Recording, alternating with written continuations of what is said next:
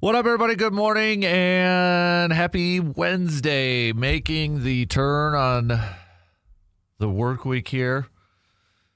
DK Show coming to you from the TDS Sports Talk studios this morning. Appreciate you making this part of your start. If you're already up and at it, listening on the radio dials of 105.1 FM, 790 AM. Visiting us online at sportstalk1051.com. App, download it, tag it on the go. Video stream also up and rolling on YouTube. Tell your Alexa device to say, "Yo, Alexa, play WAYY." Bunch of different ways to be joining in. We got that Shoe Doctor's bullpen line. You can join in on the conversation by hitting us up with the text, 715-830-1912. Join in on the YouTube chats. Got that up and rolling as well. Hey, what's on our game plan for us this morning to get things a-rocking and a-rolling? Bucks falling last night to the Toronto Raptors. Bucks falling to 5-3 on the season, but it was a 128-100 loss for the Bucks in a back-to-back after coming off of their win against the Pacers. Back on Monday night, falling last night. Giannis leading the way, 22 points in just 24 minutes of action. Kyle Kuzma putting together another solid performance, 18 points for him.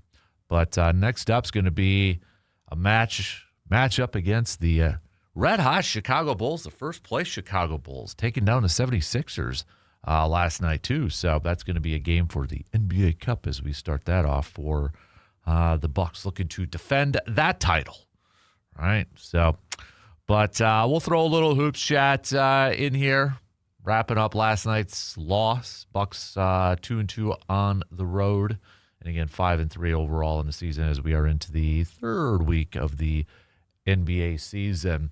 It was a crazy NFL trade deadline today. Who does the NFL think they are? Major League Baseball or the NBA, for crying out loud? I mean, you had the Jets just being all-time sellers, shipping off Sauce Gardner to the Colts for 2 first-round picks.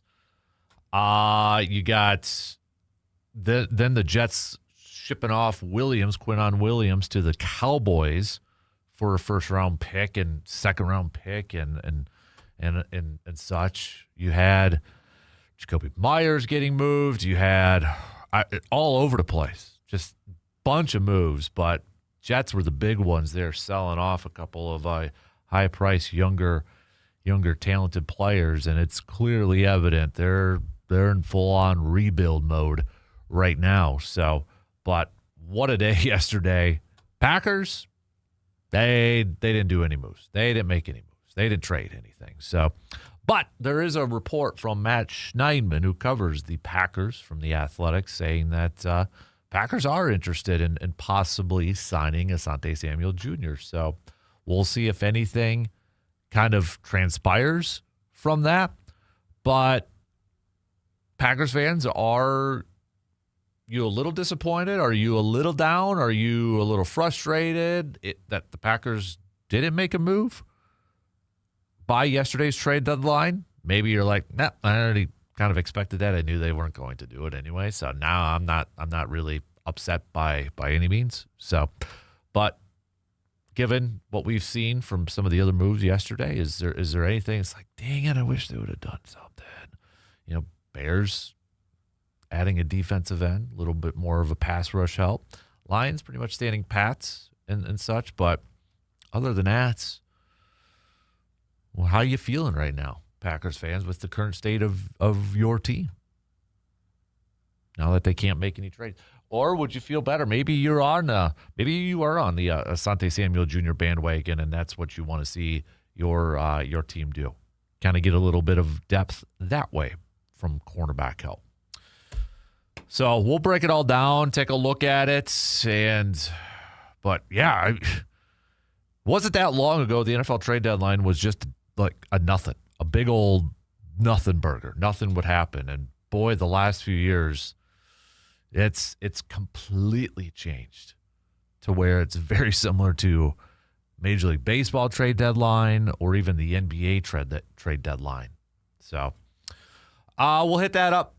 Talk some football and such. We've got Brewers news. Speaking of roster news and decisions and such, the Brewers making some more decisions in terms of options and such.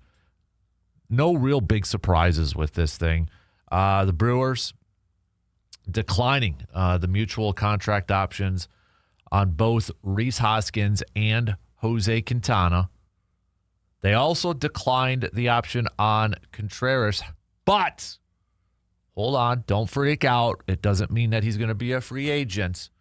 Contreras is still arbitration eligible, so they still control him. Contreras is still on the roster. So he's still on there. Still on there. It's just now they're going to go to arbitration. So, but Hoskins going to be a free agent. Jose Quintana going to be a free agent. So, had the Brewers picked up his option, his $12 million option, then they would have avoided arbitration. Declining it, the Brewers are essentially betting that Contreras will cost less than $12 million. So we'll see how that all plays out. The arbitration thing is a very tricky, dicey thing when it comes to emotions and such. I mean, we all remember the Corbin Burns fiasco when it came to the Brewers and that, but we'll see how that all kind of plays out and such. But that's I wouldn't don't be too surprised at these decisions from the Brewers. I don't think anybody should be surprised or anything like that. But I know it's kind of, it's like, what? Wait, what? They declined Contreras' options? Does that mean he's a free agent? No. Does not mean he's a free agent. He still on the roster. It's just they are going to arbitration. So Brewers trying to hopefully bet on that. Maybe they can get him a little bit cheaper than $12 million. But again, that could also backfire a little bit in a couple of different ways. So, but we'll hit up some baseball talk, some Brewers chats with that as well. It is Wednesday, which means it's a little bit of a Chalk Talk Wednesday. So we got the marker board ready to go. We'll hit up a little Chalk Talk coming up in the 8 o'clock hour. It is also a Am I Wrong Wednesday. So I need you, okay? I need you, the listeners. Hit me up with some text or some comments on the YouTube video stream. Give me a sports take, an opinion that you're willing to say, am I wrong? It's something you believe. It's something that you'd be willing to banter about or have a friendly conversation about. Am I wrong? Am I wrong for blank, blank, blank, blank? Or you say so-and-so and so, blank, blank, blank, fill it in. Am I wrong? Am I wrong for thinking this? Am I wrong for saying this? All right? Make it appropriate. Make it fun. Hit me up with the text with your picks. I've got mine, but I want to see what the rest of you all have. So, again, send those on over, and we'll have a little fun with that coming up a little throughout the program. So, whenever you want to send them, just send those puppies on over. So, that's your game plan for us this morning for the next few hours here. Let's pitter-patter. Let's get at her, shall we? I want to lead off talking a little bit about the NFL trade deadline from yesterday. A boatload of moves, some big-time moves from yesterday's trade deadline. Packers standing pat, though. Standing pat. They did make roster moves. I mean, putting Tucker Kraft on the injured reserve and, shuffling around some practice squad stuff and that. But in terms of trades, nothing. So, again, are you disappointed? Maybe not, because, hey, man, I expected it. And they already made their trade with Micah Parsons. I mean, if you're one that looks on like NFL.com or websites and looking for winners and losers from the trade deadline, they still bring up Micah Parsons in Green Bay. I was just looking earlier this morning on NFL.com, winners and losers from the trade deadline, and the first one up was Micah Parsons in Green Bay. So, I mean, that's still, you factor that one in there. So let's jump into it, though, shall we? We'll take our first break and then get going on the leadoff here this morning. We'll open it up talking some green and gold and NFL trade deadline, recapping a crazy, crazy day yesterday as we get set for the second half of this NFL season. First break. We'll be back in just a couple minutes.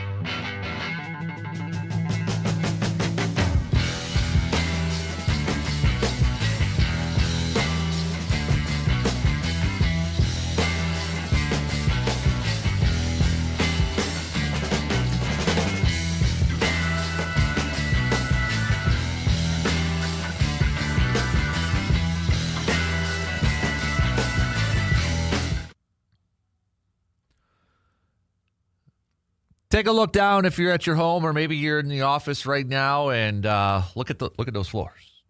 Take a second, look at those floors, and you're probably thinking, yep, it's time for an upgrade. When was the last time these things have been replaced?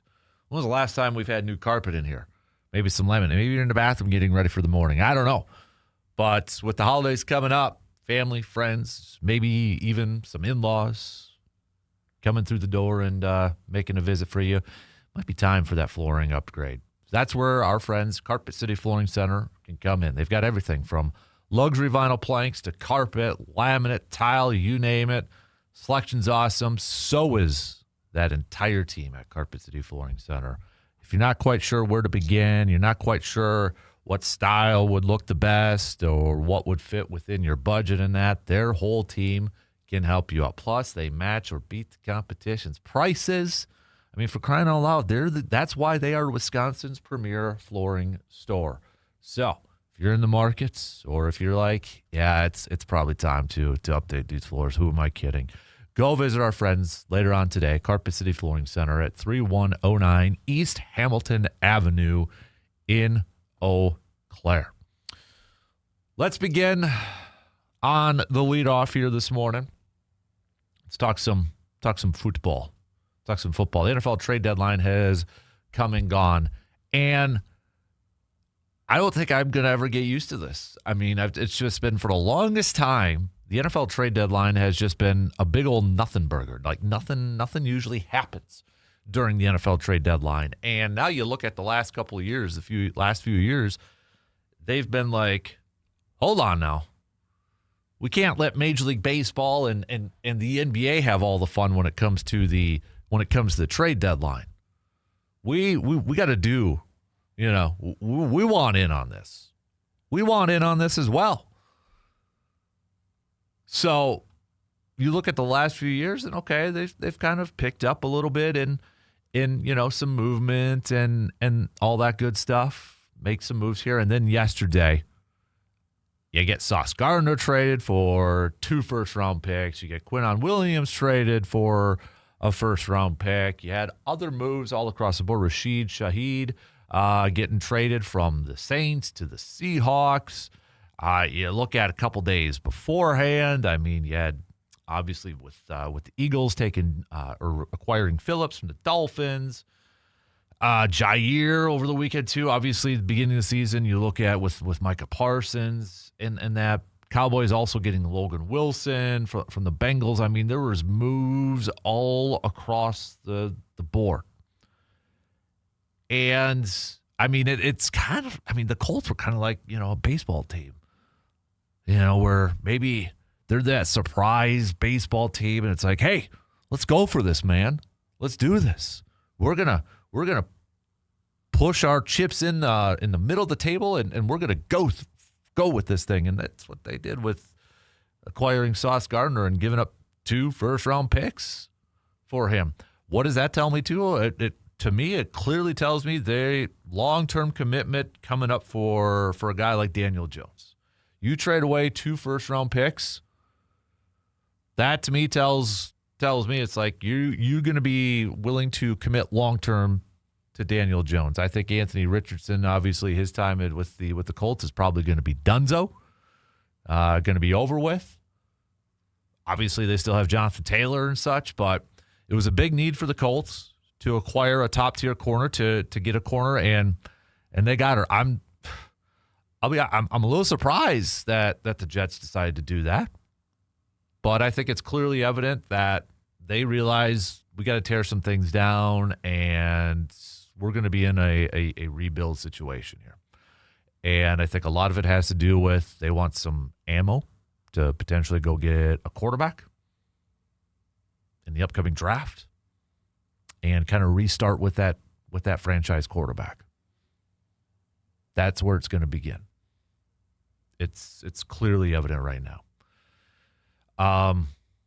But man, credit to the Colts. I mean, if you are a Colts fan, I think you got to be excited because one, I mean, your team is clearly exceeding any expectations that they had this year. I don't think anybody thought they'd be in the position that they are right now. And then your team goes out there and acquires one of the best cornerbacks in all of football. Yeah, you give up 2 first-round picks, but your team, and I think for a lot of fans, this is also a message to the fans. Hey, we're in it. All right? We're in it to win it right now. We're not just going to ride our laurels and, whatever happens this season is gravy because we didn't expect it to be here, so we're just going to ride it out and see what happens. No. They're committed to winning this thing right now, to go for a championship right now. And if you're a Colts fan, you got to appreciate that. That's got to jack you up. Yeah, it might. The draft of a couple of years is probably going to be a little boring when it comes to the first round and that. But hey, you got a team that is capable of winning a Super Bowl from what we have seen so far this year in the first half of the NFL season. You've got an MVP candidate with Taylor, probably the offensive player of the year. Daniel Jones is off to a remarkable start. Your offensive line, you add Gardner to that defense.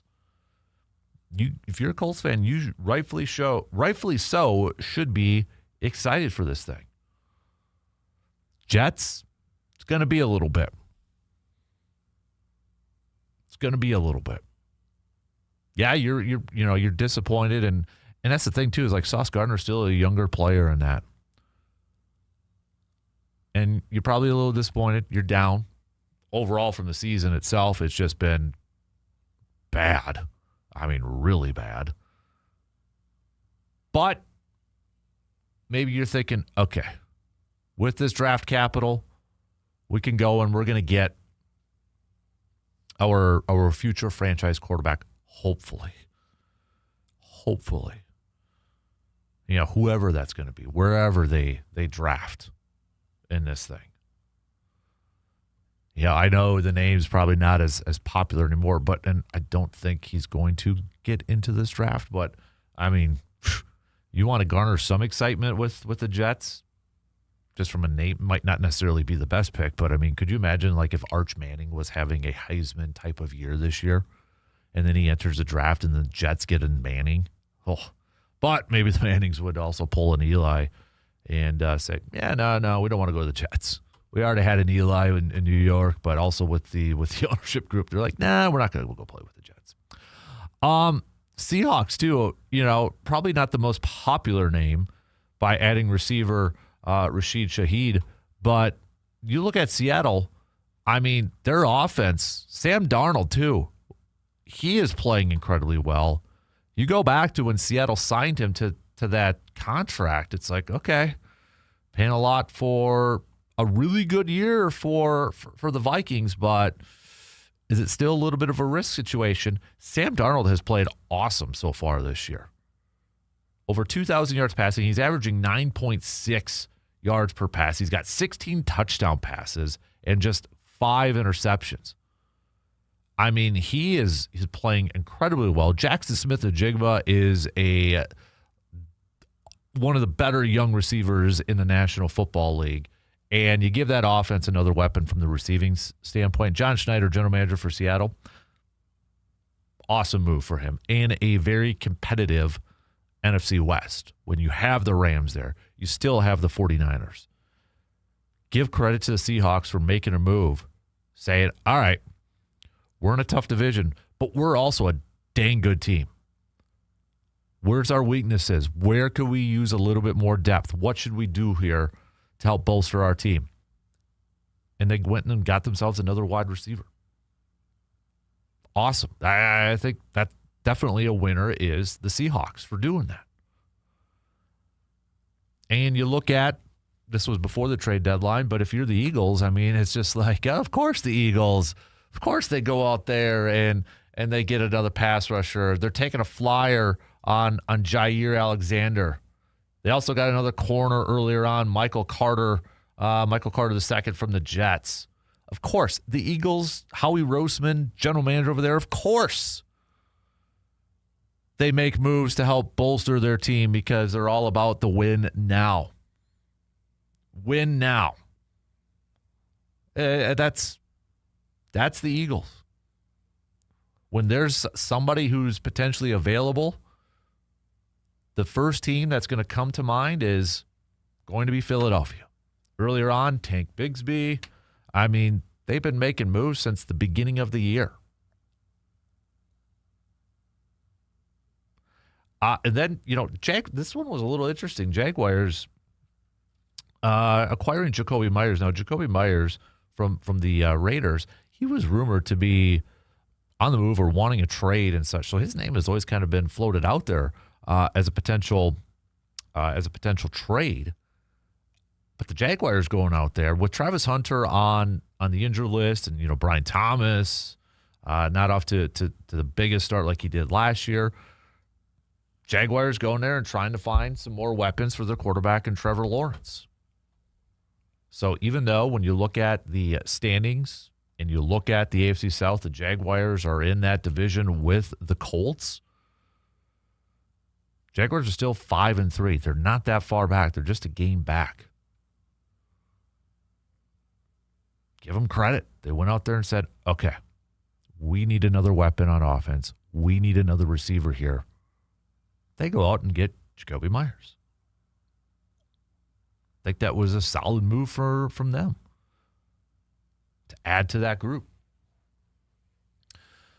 And then, you look at the Bears. What do? They go out and like, hey, we need another pass rusher. We, got some guys banged up that are going to be done for the year. They go out and get themselves a pass rusher from Cleveland.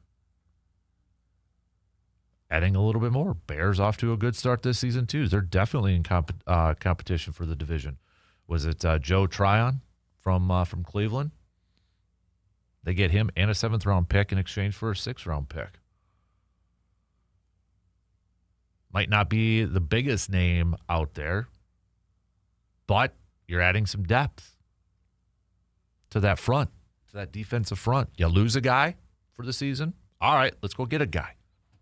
Fans like that. It shows to the fan base that my team is still trying to win. They're still trying to fill holes. And that's where I come to Green Bay now. You saw some teams by the trade deadline, Packers fans, where they had some injuries. What do? They make moves. They make trades. Teams that are in contention for divisions, for the playoffs. Like the Bears or like the Jaguars or obviously the Colts and some of these other teams that we've talked about. Would you have liked to have seen them fill in some of those holes by the trade deadline, whether it was for a tight end, whether it was for a corner, maybe a defensive lineman? The what if in this whole scenario is going to be, okay, what if they didn't trade for Micah Parsons? Then would there have been a move? I don't know. I don't know if Green Bay would have traded a first-round pick or multiple first-round picks by the trade deadline to acquire somebody. But the fact that they don't have those 2 first-round picks maybe kind of came into the mindset of Goody and the front office saying, hey, we don't have a first-round pick for the upcoming draft. We don't have a first-round pick for the following draft. We need to be careful with our day 2 picks, our second-round picks, and our third-round picks. We don't want to ship those off. And it probably puts a little bit more importance on their day 3 picks, maybe more so than usual. We know they like their picks. We know they're still building. They're a team that builds through the draft. So it probably did factor in a little bit. And even though the trade deadline, they didn't do anything, they still did a massive move at the beginning of the season that solved one of their biggest question marks heading into the season. But as the season has progressed and we're at the halfway mark, it has shown some other question marks with this team. Cornerback, now tight end with no Tucker Kraft. Do they need a little bit more depth at offensive line? What about their interior defensive linemen? Do they need more help there? Right now, Packers are counting on the guys that they got, the coaches, to maybe be better, come up with a better scheme, come up with a better game plan. But there's also some potential players out there that are still available via free agency. And Matt Schneidman, who covers the Packers for The Athletic in his latest piece, had a little note in there that said, according to a source, the Packers are looking into the possibility of signing free agent quarterback Asante Samuel Jr. Samuel, a 26-year-old 2021 second-round pick of the Chargers, recently cleared for football activity after undergoing spinal fusion surgery in April. So, again, with the whole Asante Samuel Jr. thing, they have to be comfortable with that injury, with that recovery from that surgery. Green Bay, they've gone through those type of injuries before with players. They're familiar with it. They'd have to be very comfortable with that, but also temper the expectations if this thing does happen. He has not played football in, 13 months? In a long time. He's not going to be able to step in. Let's say they signed him today. He ain't playing Monday night. Or if he is even active, he ain't going to be asked to do a whole lot. You got to get in football shape. You got to get him on the field. You got to get him some work. He hasn't played in a long time. Okay? So an immediate impact, let's assume that they do bring him on, probably not going to happen. At the beginning of the offseason, this past year, I was against the move of bringing in Asante Samuel, and that was before we found out about the neck surgery and such. Because I was like, okay, Jeff Hafley wants to play man versus man coverage and do this, and that's not Asante Samuel's strong point. He's not a very good man versus man guy. He stinks at tackling. It didn't seem like a fit. And then you find out about the neck surgery, and it's like, yeah, no. But now you're looking at this defense, and you're like, okay, now they're actually playing more zone coverage. Maybe that's because it's an indication on the type of corners that they have, but they're playing some more zone. Asante, he is better suited for that style of defense. When he is in a zone, he can be a playmaker. I'm more open to it now, but I'm not going to put all my eggs in his basket and say that's a legit number one corner. I don't want to have that expectation. So I don't want to be set up for disappointment either. So if Green Bay decides to bring him in and they decide to kick the tires and see what they got, sure, why not at this point? Why not? See what you got. But I'm not surprised Green Bay didn't make any moves by yesterday's deadline. They already made their big one with Micah. Would it have been nice to maybe send, swap some picks, some 6th-round, 7th-round picks, and maybe get some depth? Sure, why not? What it would have cost to maybe get a Cam Taylor-Britt or maybe even bring Rasul Douglas back or something like that, I don't know. But you look at the depth with some of the injuries, and yeah, I understand. I'm a little bit nervous. I'm a little concerned with everything where it's all at. But I'm not surprised they decided to stand pat before the deadline. I would assume they made calls, got some prices to figure out what the asking price was, maybe for some guys, some players and such. It just probably didn't work out. Wasn't in their price range. All right, we got to take a quick break. I want to hear from you. Give me your thoughts. Hit me up with a text, 715-830-1912. We'll be back in just a couple minutes.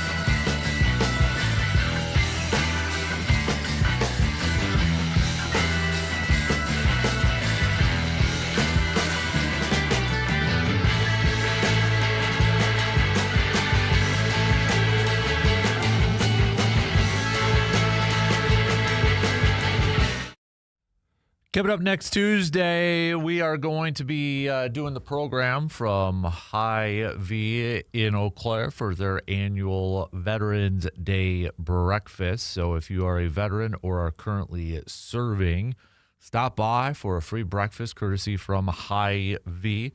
Been doing this for the last few years. It's always an amazing time over there. It's going on. They'll be serving breakfast 6 a.m. to, I believe it was 11 a.m., I was told. So, but put it on your calendar, come by, say hi, and grab yourself an awesome, amazing breakfast from Hy-Vee next Tuesday for Veterans Day. Again, for those of you who have or currently are serving. Big thank you to all of you who have and currently serve. So, we spent some time obviously there talking about the trade deadline and such. Let's go over a few texts here. Let's start off if it's going to load up here in time. Come on now. C-Bomb says so much is factored when making trades. Number one, for a big player, you need the salary cap room. Number two, you need to have the capital pull a trade off. Green Bay has given up high draft picks to get where they're at. A general manager looks at the future just as much as they look at today. Green Bay was not in a position to pull off a move to get a high-caliber corner or any other position player. It was fun to talk about and hope for, but at the end of the day, we all probably knew it couldn't happen. So we've got Brandon G. Not surprised the Packers didn't make any trades. The quiet trade yesterday was Shaheed to the Seahawks. There's a team that's pretty good and nobody is really talking about. I'd agree with that. I think Seattle, when you talk about that NFC West division, a lot of it goes to the Rams, or even talking about, the 49ers and such. Seahawks are a sneaky good team. I would agree with Brandon G. They're a sneaky good team. They're doing a heck of a job this year. Remember, they traded DK Metcalf in the offseason. It was kind of like, are they going to have enough receivers? Jackson Smith-Njigba has taken a big leap this year. Very good team. We got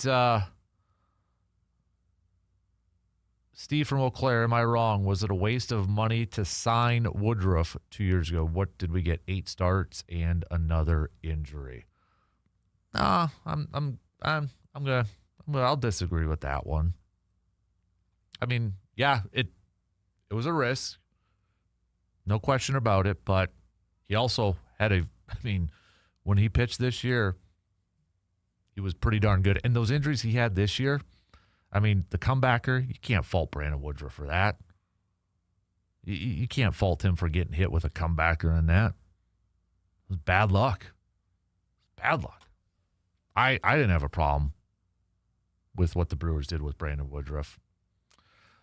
Jake from State Farm, am I wrong for saying the rut is overrated? I've sat every day since last Saturday, 8 hours a day, and haven't laid eyes on a shooter once. More consistency during early and late season so far. The rut has me wanting to throw my bow out of my tree stand. I don't know, dude, but I've been seeing a lot of people sending me photos, so maybe it's the hunter. I'm just giving you a hard time. No, I've been seeing a lot of, thank you to everybody who's been sending me some photos, whether they've been trail cam photos, but a lot of you having some success right now, it looks like, in the woods. So keep sending those photos on over too, and sharing it with the rest of the class. So keep these thoughts coming. Continue to hit me up with some more texts, 715-830-1912. Got Chris just came in and said absolutely not was a waste to sign Brandon Woodruff. What he did, what he meant for that clubhouse within the team, even in his off year, it was constantly talked about by the team. And this year, he was a big boost for that pitching staff during some tough times for this crew. Definitely not a waste. I hope the team brings him back. We'll talk some more Brewers coming up here in just a little bit. Brewers yesterday making some moves with the declining the mutual option between Rhys Hoskins, no surprise, and Jose Quintana, no surprise. They also declined the option on Contreras, but don't get all upset and angry about it. It doesn't mean that he's a free agent. It just means they're going to arbitration. Brewers still control him, and such was essentially what the Brewers are trying to do, and every team does this to an extent. is they're going to go to arbitration and maybe see if they can get him for another year for maybe a little bit cheaper. But also, it can mean that, hey, maybe they agree to another deal, to another contract. It could also mean that. So he's not hitting free agency. He is still under control with the Brewers. So I know that the headline is, Brewers declined the option on Contreras. A lot of assumption is, does that mean he's a free agent? No. Brewers still control him. So it's one of those weird, sometimes confusing contract, salary situations when it comes to baseball. Every league's a little bit different and such. Ben says, C-Bomb says, C-Bomb, this is a message to you, Jake, from State Farm. If it's brown, knock it down. Us motorcycle riders, thank you. Big, small, shoot 'em all. Ben also comes in with the text saying, definitely not a waste to sign Brandon Woodruff. At the time, the Brewers were heralded for doing that, keeping him in with the system, and he was mentoring a lot of those other guys for the Brewers. This year, had some bad luck with the injuries to his elbow and his ankle. You can't fault him for that. He was a big boost for this team and was easily a big-time contributor for this team. Definitely not a waste. So, no, I would agree. I don't think it was a waste either. And I wouldn't be opposed if they can figure out a way to bring him back next year. I wouldn't be opposed. So, continue to send us those texts. 715-830-1912. Am I wrong? Send over your Am I Wrong text. Some good ones here. I like it. Brewers, deer hunting. Heck yeah. A little bit of a mixed bag. I like it. Quick break, and we'll be back to wrap up the first hour coming up after these quick words.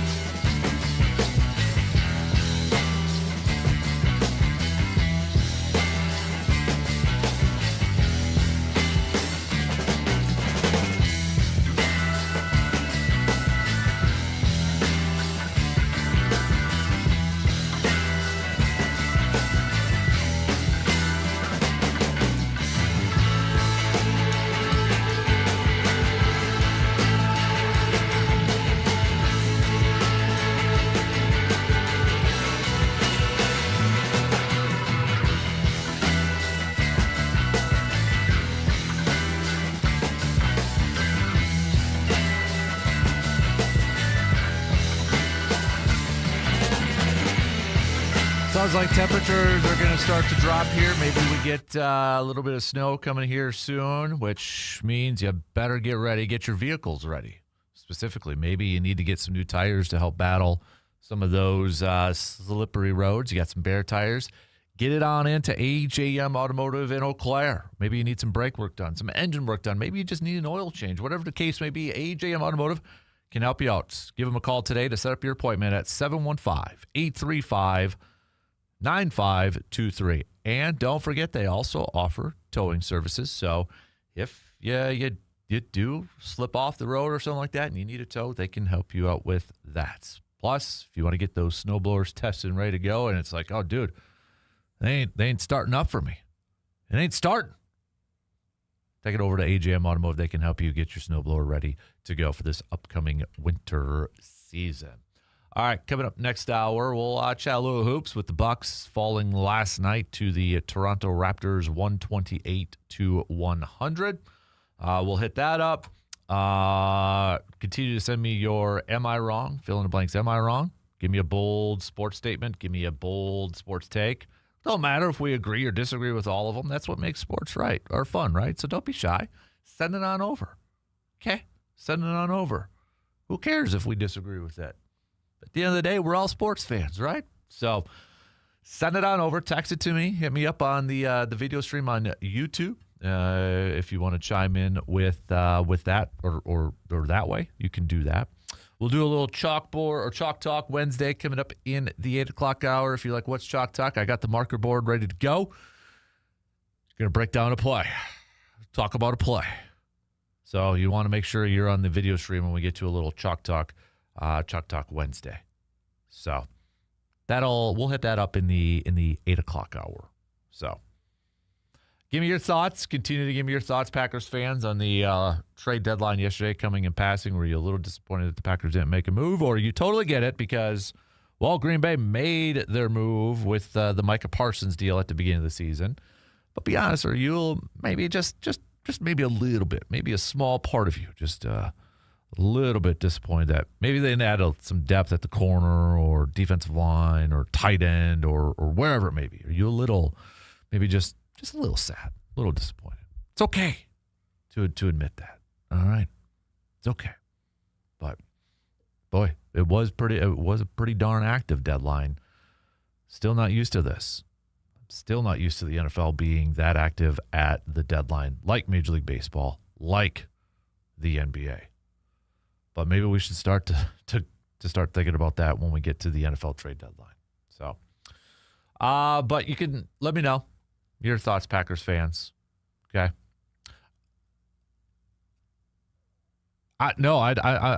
You're not wrong, C-Bomb. I didn't like it either. C-Bomb says, even though it helped the Packers, I hated watching the Vikings beat the Lions. Tell me I'm wrong for that. It felt weird for me to say it, but I was happy to see the Vikings take down the Lions because it helped out the Packers. That, to me, is the ultimate deciding factor. Whatever helps Green Bay, I'm okay with it. It starts number one with Green Bay. If that means the Vikings have to beat somebody, I'm okay. It helped Green Bay. Take comfort maybe in knowing, C-Bomb, too, that according to rankings and that, the Vikings have the toughest schedule for the second half of the season, if that factors into this a little bit. But to go into Detroit and get that, come on.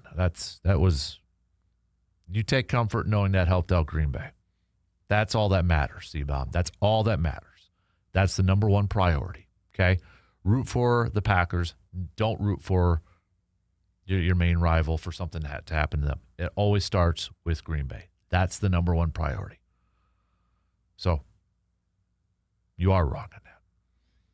I don't care that the Lions are a cute story. I can't. Whatever helps Green Bay. Whatever puts them in a position to be number one. To be best suited at the top of the division. That's all that matters. So I was perfectly fine seeing the Vikings pick up a win over the Lions. A-okay with that.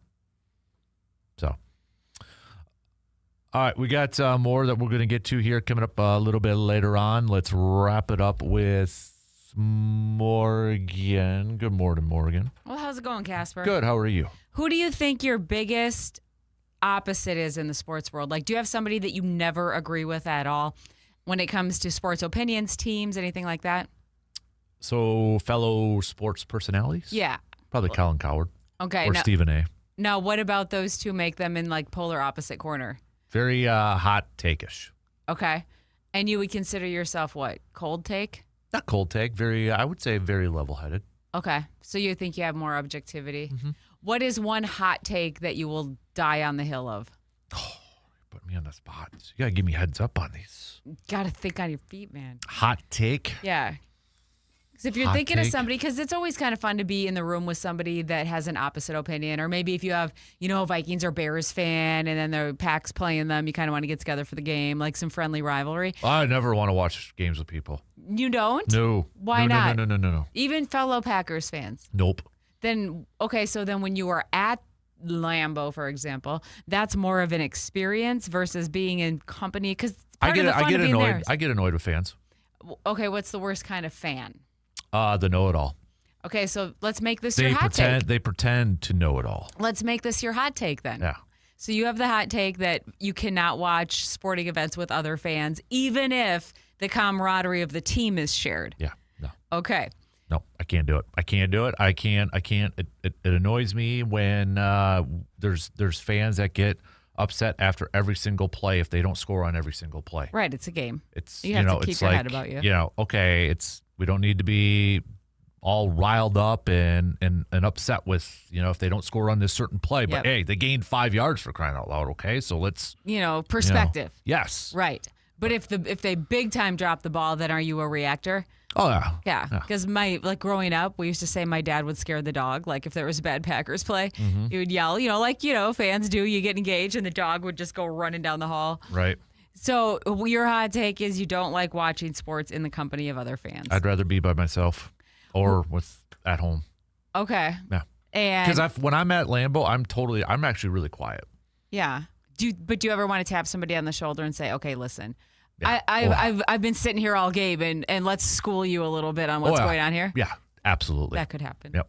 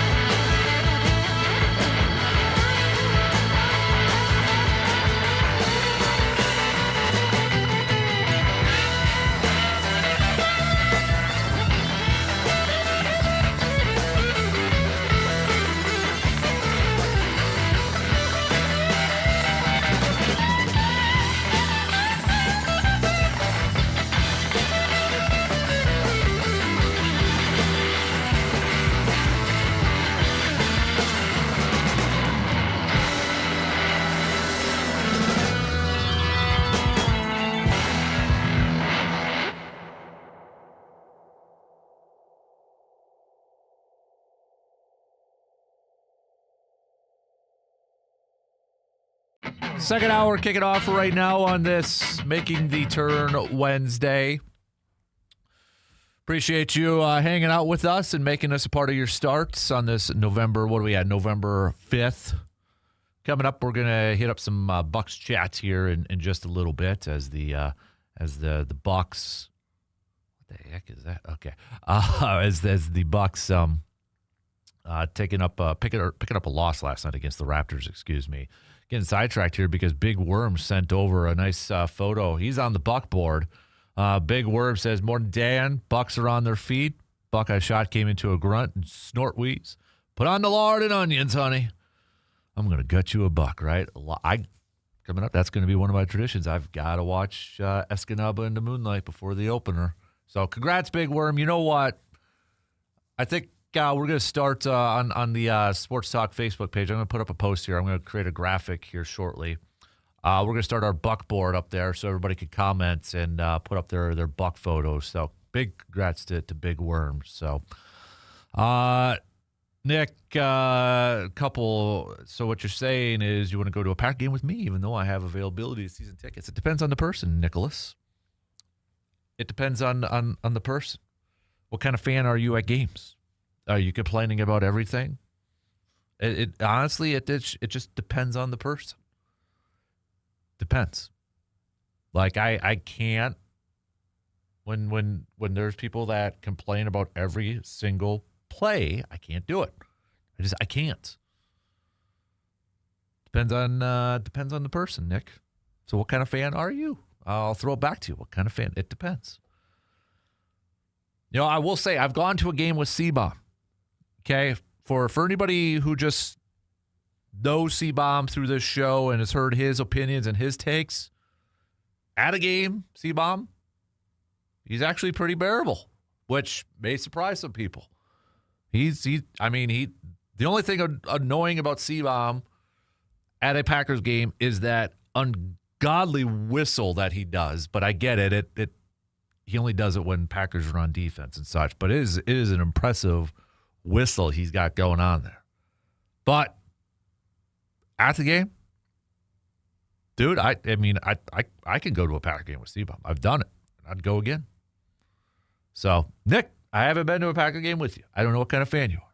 It all depends on how you are at a game. If you're one of those that just complains and moans about every single thing, like you're just miserable if they get 5 yards, it should have been 7 or it should have been 8, then I probably can't. Nick also says, in your eyes, how far in the season, talking basketball, does a team have to be to know this is the kind of team they have, good or bad? I think a lot of people kind of use that Christmas time frame. They kind of use, Christmas, like baseball. A lot of people go Memorial Day weekend, maybe a little bit after that. For me, it's probably around Christmas to kind of see, okay, this is maybe the team we're at right now. That's kind of that benchmark, right? That's where you're asking, that benchmark for the season. And it's always a question I like to bring up when we get to particular seasons in sports. When is it, do we say, or when is it that we stop saying it's early, right? Because when it's baseball or football in the first couple weeks of the NFL season, we're like, it's early. Don't overreact too much. It's early. Baseball, it's early yet. We're a month in, but it's still early because it's a long season. When do we stop saying it's early for the NBA? Now, I think that's different, a little bit different than saying when do we know a team's actually this is the team they are compared to when do we stop saying it's early. I think after the NBA, after a month or so, we can stop saying it's early yet, but maybe we kind of get the gist and the flow of a team. I would say around Christmas. That's kind of where I'm at. So, Bucks last night picking up a loss against the Raptors. Second time already the Bucks and the Raptors have played against each other both times in Toronto too. So this was a back-to-back game for the Bucks coming off of a win against the Pacers, followed up with a loss to the Raptors. Giannis, just 24 minutes of action, 22 points for him, 8 rebounds. Kyle Kuzma coming off the bench, 27 minutes to lead all seconds. Ryan Rollins edged him by a minute. But Kyle Kuzma, 27 minutes, 18 points for him coming off the bench. Ryan Rollins, 28 minutes, 11 points. Cole Anthony also coming off the bench, 24 minutes and 12 points for him. Bucks falling to 5-3 on the season. Coming up on Friday, a big early game, a red-hot first place Chicago Bulls team to begin the NBA Cup run for the Bucks. So Bulls 6-1 right now with a nice win against the 76ers last night. Both those teams at the top of the Eastern Conference. So I want to go back to Kyle Kuzma here because maybe he's finding his rhythm right now. You know, you look at the beginning of the season, he's coming off the bench. What was his role going to be for the Bucks? Was it going to be a starter? Was he going to be like a 3 option in terms of scoring? What was his role going to be? You know, he opened up the season against Washington, coming off the bench, 23 minutes, 12 points. But then it was just 8 points. Then it was 5. But maybe we're starting to see a little bit of a rhythm here for Kuzma. He ended the month of October, 10 points, 36 minutes, just 4 of 10 from the field against Golden State. But so far, the beginning portion of November, 22 points against the Kings, 15 points against the Pacers, 18 points against Toronto, shooting 56% from the field. 4 games in a row now, Kyle Kuzma coming off the bench and putting up double-figure scoring. So maybe we're starting to find that rhythm, or maybe Kuzma's starting to find that rhythm, defining that role that he has for this team. Main guy coming off the bench. He knows that role. He knows his purpose for this ball club.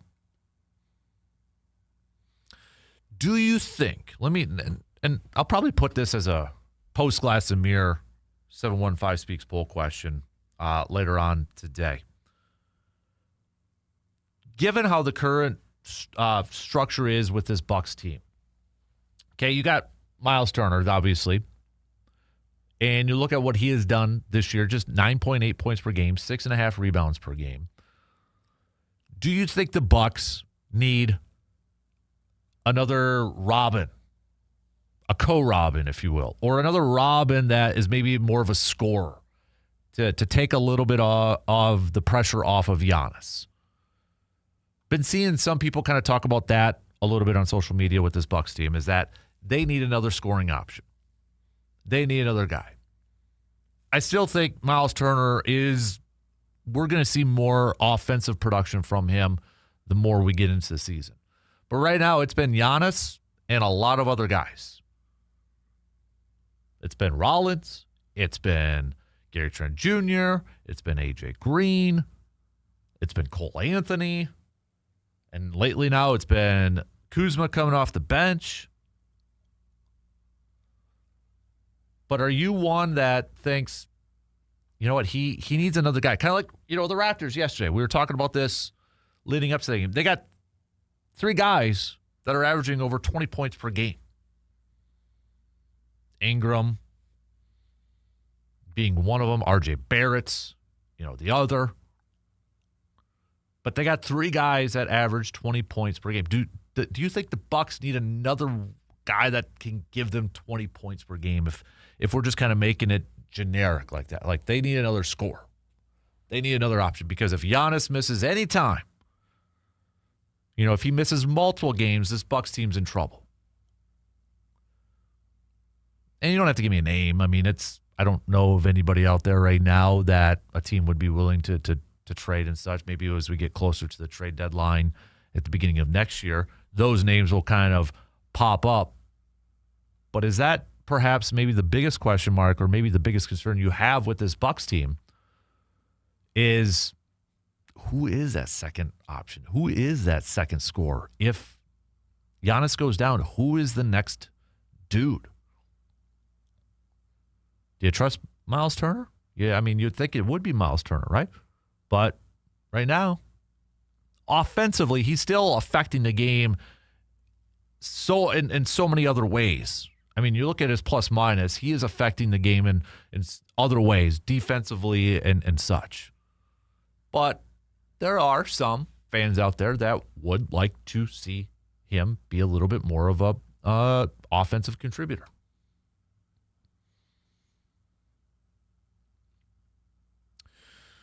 Let me know. All right, your thoughts. Text it on over 715-830-1912 on that Shoe Doctors bullpen line. So Bucks a couple days off. They'll be back at it Friday nights against the Bulls. But yeah, you look at as we are into the third season of this NBA or third week of this NBA season. I don't think there's any question about it. The Bulls are definitely a nice surprise. Well, maybe not nice surprise if you're a Bucks fan, but a big surprise to begin the season. You got Philadelphia at 5-2. Pistons are at 5-2. Pistons, I think, we saw them last year. They made a leap. You look at some of these other teams. Boston right now, 3-5. They're under 500. We knew it was going to be a little bit of a down year for Boston, I think, but again, just 8 games in. OKC, there's no championship hangover for this team right now. 8-0. Off to an 8-0 start to begin the year. They are showcasing why they are the champs. They are now number 1 in point differential at a 13.2. Fantastic start. Spurs. I think Spurs fans are probably saying it's finally all coming together. Victor Wembanyama, they get De'Aaron Fox. Was it last year or the year before? Pairing up some of these younger guys, it's finally kind of just gelling and molding together. So they're back up there. Timberwolves are going to be in action tonight. They're sitting at 4-3. They're going to be taking on the New York Knicks. So both teams coming in with a 4-3 record to begin the year. The Timberwolves, 2 straight wins coming off of wins against the Nets and the Hornets. So this game's actually going to be on ESPN. So if you got ESPN, you're going to be able to tune in to that game. So, all right, let's take a quick break. We're going to get back to some more green and gold chats as we inch closer and closer to the Monday night game going up against the Philadelphia Eagles. The trade deadline has come and gone. If you're just joining in, we talked a lot about it in the first hour, but if you want to put your 2 cents in, you can. Or are you a little disappointed? Or are you a little sad that maybe Green Bay didn't make a move to bolster the roster a bit? Hey, you can be honest. You can be honest with us. Let us know. Text it on over on that Shoe Doctors bullpen line, 715-830-1912. We'll take a quick break, and we'll be back after these few words.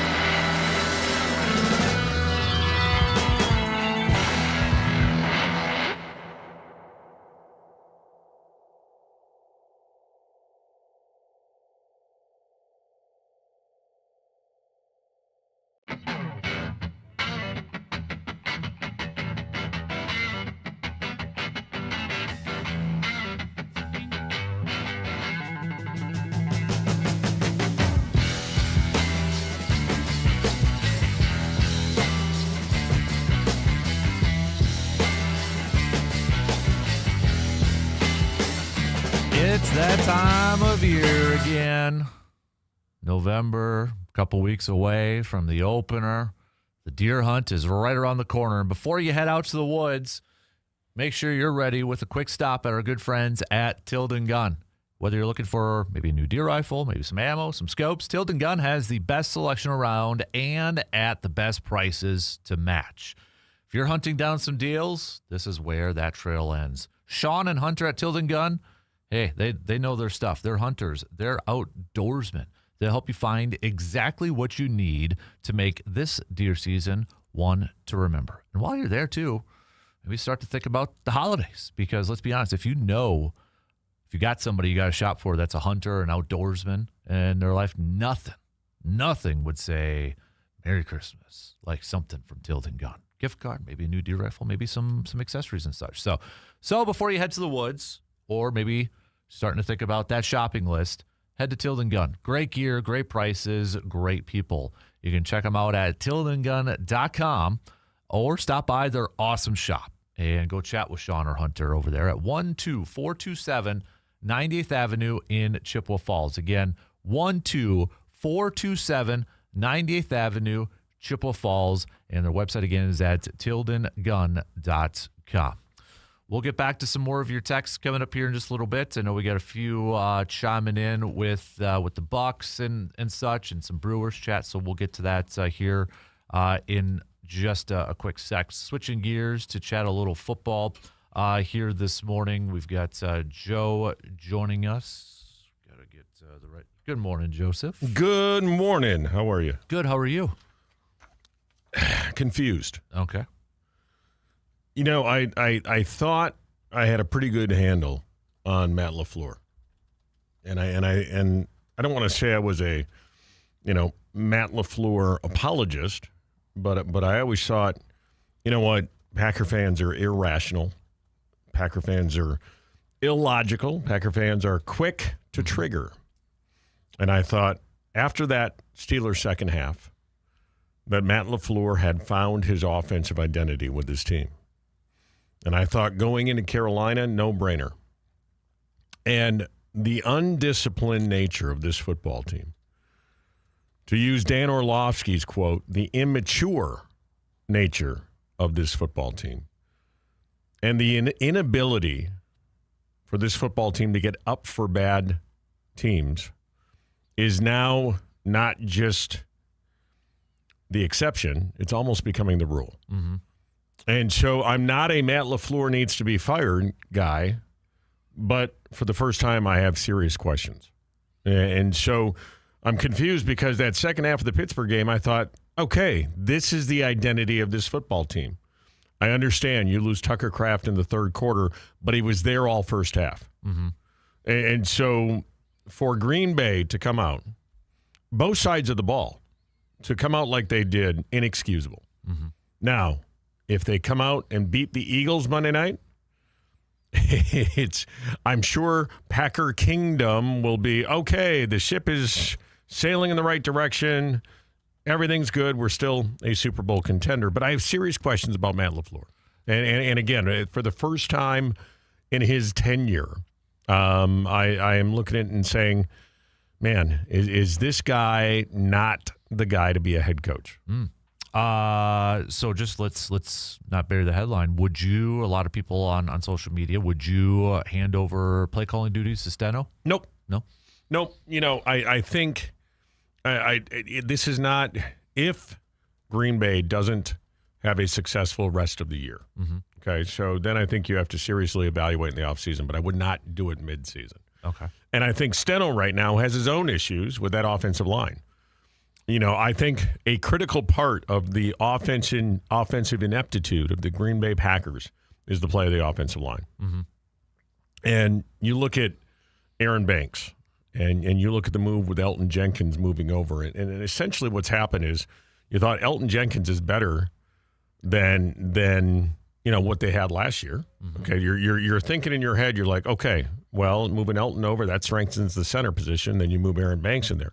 What has happened, it is actually taken a step back. And Josh Myers, I think, everyone's looking at it and saying, wish I kind of had Josh Myers back now and Elton Jenkins playing that left guard position. So, the offensive line has a lot of question marks, and I think Steno needs to work on that. So I wouldn't do anything this season. And here's the thing. Matt LaFleur now has a real chance to show what he can do without Tucker Kraft. Mm-hmm. So, you've still got weapons on this offense. There's no question. Luke Musgrave was a second-round draft choice. So there's no question. And I know a lot of Packer fans wanted to see the Packers make a move yesterday. I thought they might. I still think the Asante Samuel Jr. move might be forthcoming. He is coming to Green Bay for a workout, and reports is that if all goes well, they will re-sign him, but that's not a guy who you can plug and play right away. No, I was going to say, he hasn't played in like 13 months. Yeah, so you're going to have him. It's going to take him probably 4 to 5 weeks if you think of a traditional training camp type of timetable. So he might be there and be able to help come December games and maybe the playoffs. But I think Matt LaFleur has an opportunity now, and you have to look at everything as a challenge, as an opportunity. If this offense gets on track and they start playing consistently, then I think Matt LaFleur has gotten over his slump. If not, though, I think there's serious questions. Mm-hmm. I agree with you when you say Matt LaFleur has an opportunity here, and I go back to 2010 when the Packers lost Jermichael Finley, and Mike McCarthy said, Finley, they began that season really trying to feature Jermichael Finley within the offense. And if you remember the season before in the playoff game against the Cardinals, Jermichael Finley was the man. Yeah. He was the man. And so absolutely that offense was going to be centered around Finley. Right. And then obviously we know what happened after that, the adjustments and such, and they still had weapons and then that too. And they also lost Ryan Grant that year. Yep, exactly. So, you look at that, and that was, I think, a huge growth moment for McCarthy in 2010. And Aaron Rodgers. Yep. I'm hoping that's the case here. We won't know until actually we get to these games and see it forthcoming in that. The biggest issue, or one of the biggest issues I have for LaFleur is we've seen Jordan Love be very good at throwing the ball down the field. Mm-hmm. But the last 6 games, I saw this statistic. Green Bay's last 6 games, 25% of Jordan Love's throws have been at or behind the line of scrimmage. I saw that too. And their third fewest between the 10 and 19. And when you look at that game, I'm sure a lot of people are looking at that Carolina game, like, yeah, a lot of wide receiver screens, bubble screens, and what's going on with that. Why is he not attacking the middle of the field, especially when you did have Tucker Kraft, available there? And is that where maybe a Luke Musgrave, who isn't as good as blocking, more down the seam type of guy, are we going to see that improvement, or more, I should say, of those opportunities? You have to. Mm-hmm. You have to. And then, conversely, with that statistic, Jordan Love, one of the more successful quarterbacks this year, throwing those intermediate passes 10 to 19 yards. Mm-hmm. So you've got a quarterback who can make those throws, and you're not utilizing him. And this gets back to, I think, what Dan Orlovsky talked about, where Green Bay, it's almost like Matt LaFleur wants to show how smart he is on a regular basis, rather than just go play football. And you know what? You've got athletes on the outside. You've got Christian Watson. Before Golden got hurt, you had Golden. Obviously, Romeo Doubs, he's become the security blanket now. You talked about Musgrave. They talked about getting the ball into Josh Jacobs' hands different ways as far as in the passing game. And so, yeah, there's no question. I don't know if again, LaFleur is just saying we're not executing, so I've got to scheme them, or is he trying to out-scheme them, and that's leading to poor execution? So a lot of question marks. And again, you flip it over, Dan, and you look at the defensive side of the ball, and the gap fits, and the missed assignments on that defensive side of the ball. Quay Walker, who in my opinion was earning that next contract, had the worst game of his year, of his season, and really guessed wrong on most plays when he was trying to fill the hole. And I thought Eric Baranchik, who writes for the Green Bay Press-Gazette and breaks down film, does a great job, and I always follow his stuff. And Baranchik talked about the fact that if Quay Walker has his run fit a yard or two better, everything else makes sense and works in that defensive scheme. And you look at that 19-yard run, that's a perfect example of Green Bay getting out-coached in that situation. Carolina knew they're not going to be able to throw the ball. I mean, Bryce Young had about 100 yards that day. 101, I think it was, yeah. So, and you had 2nd and 9 on that play. And Green Bay went into a passing situation. And you had to know that, okay, Carolina's either going to play for the field goal or play for overtime.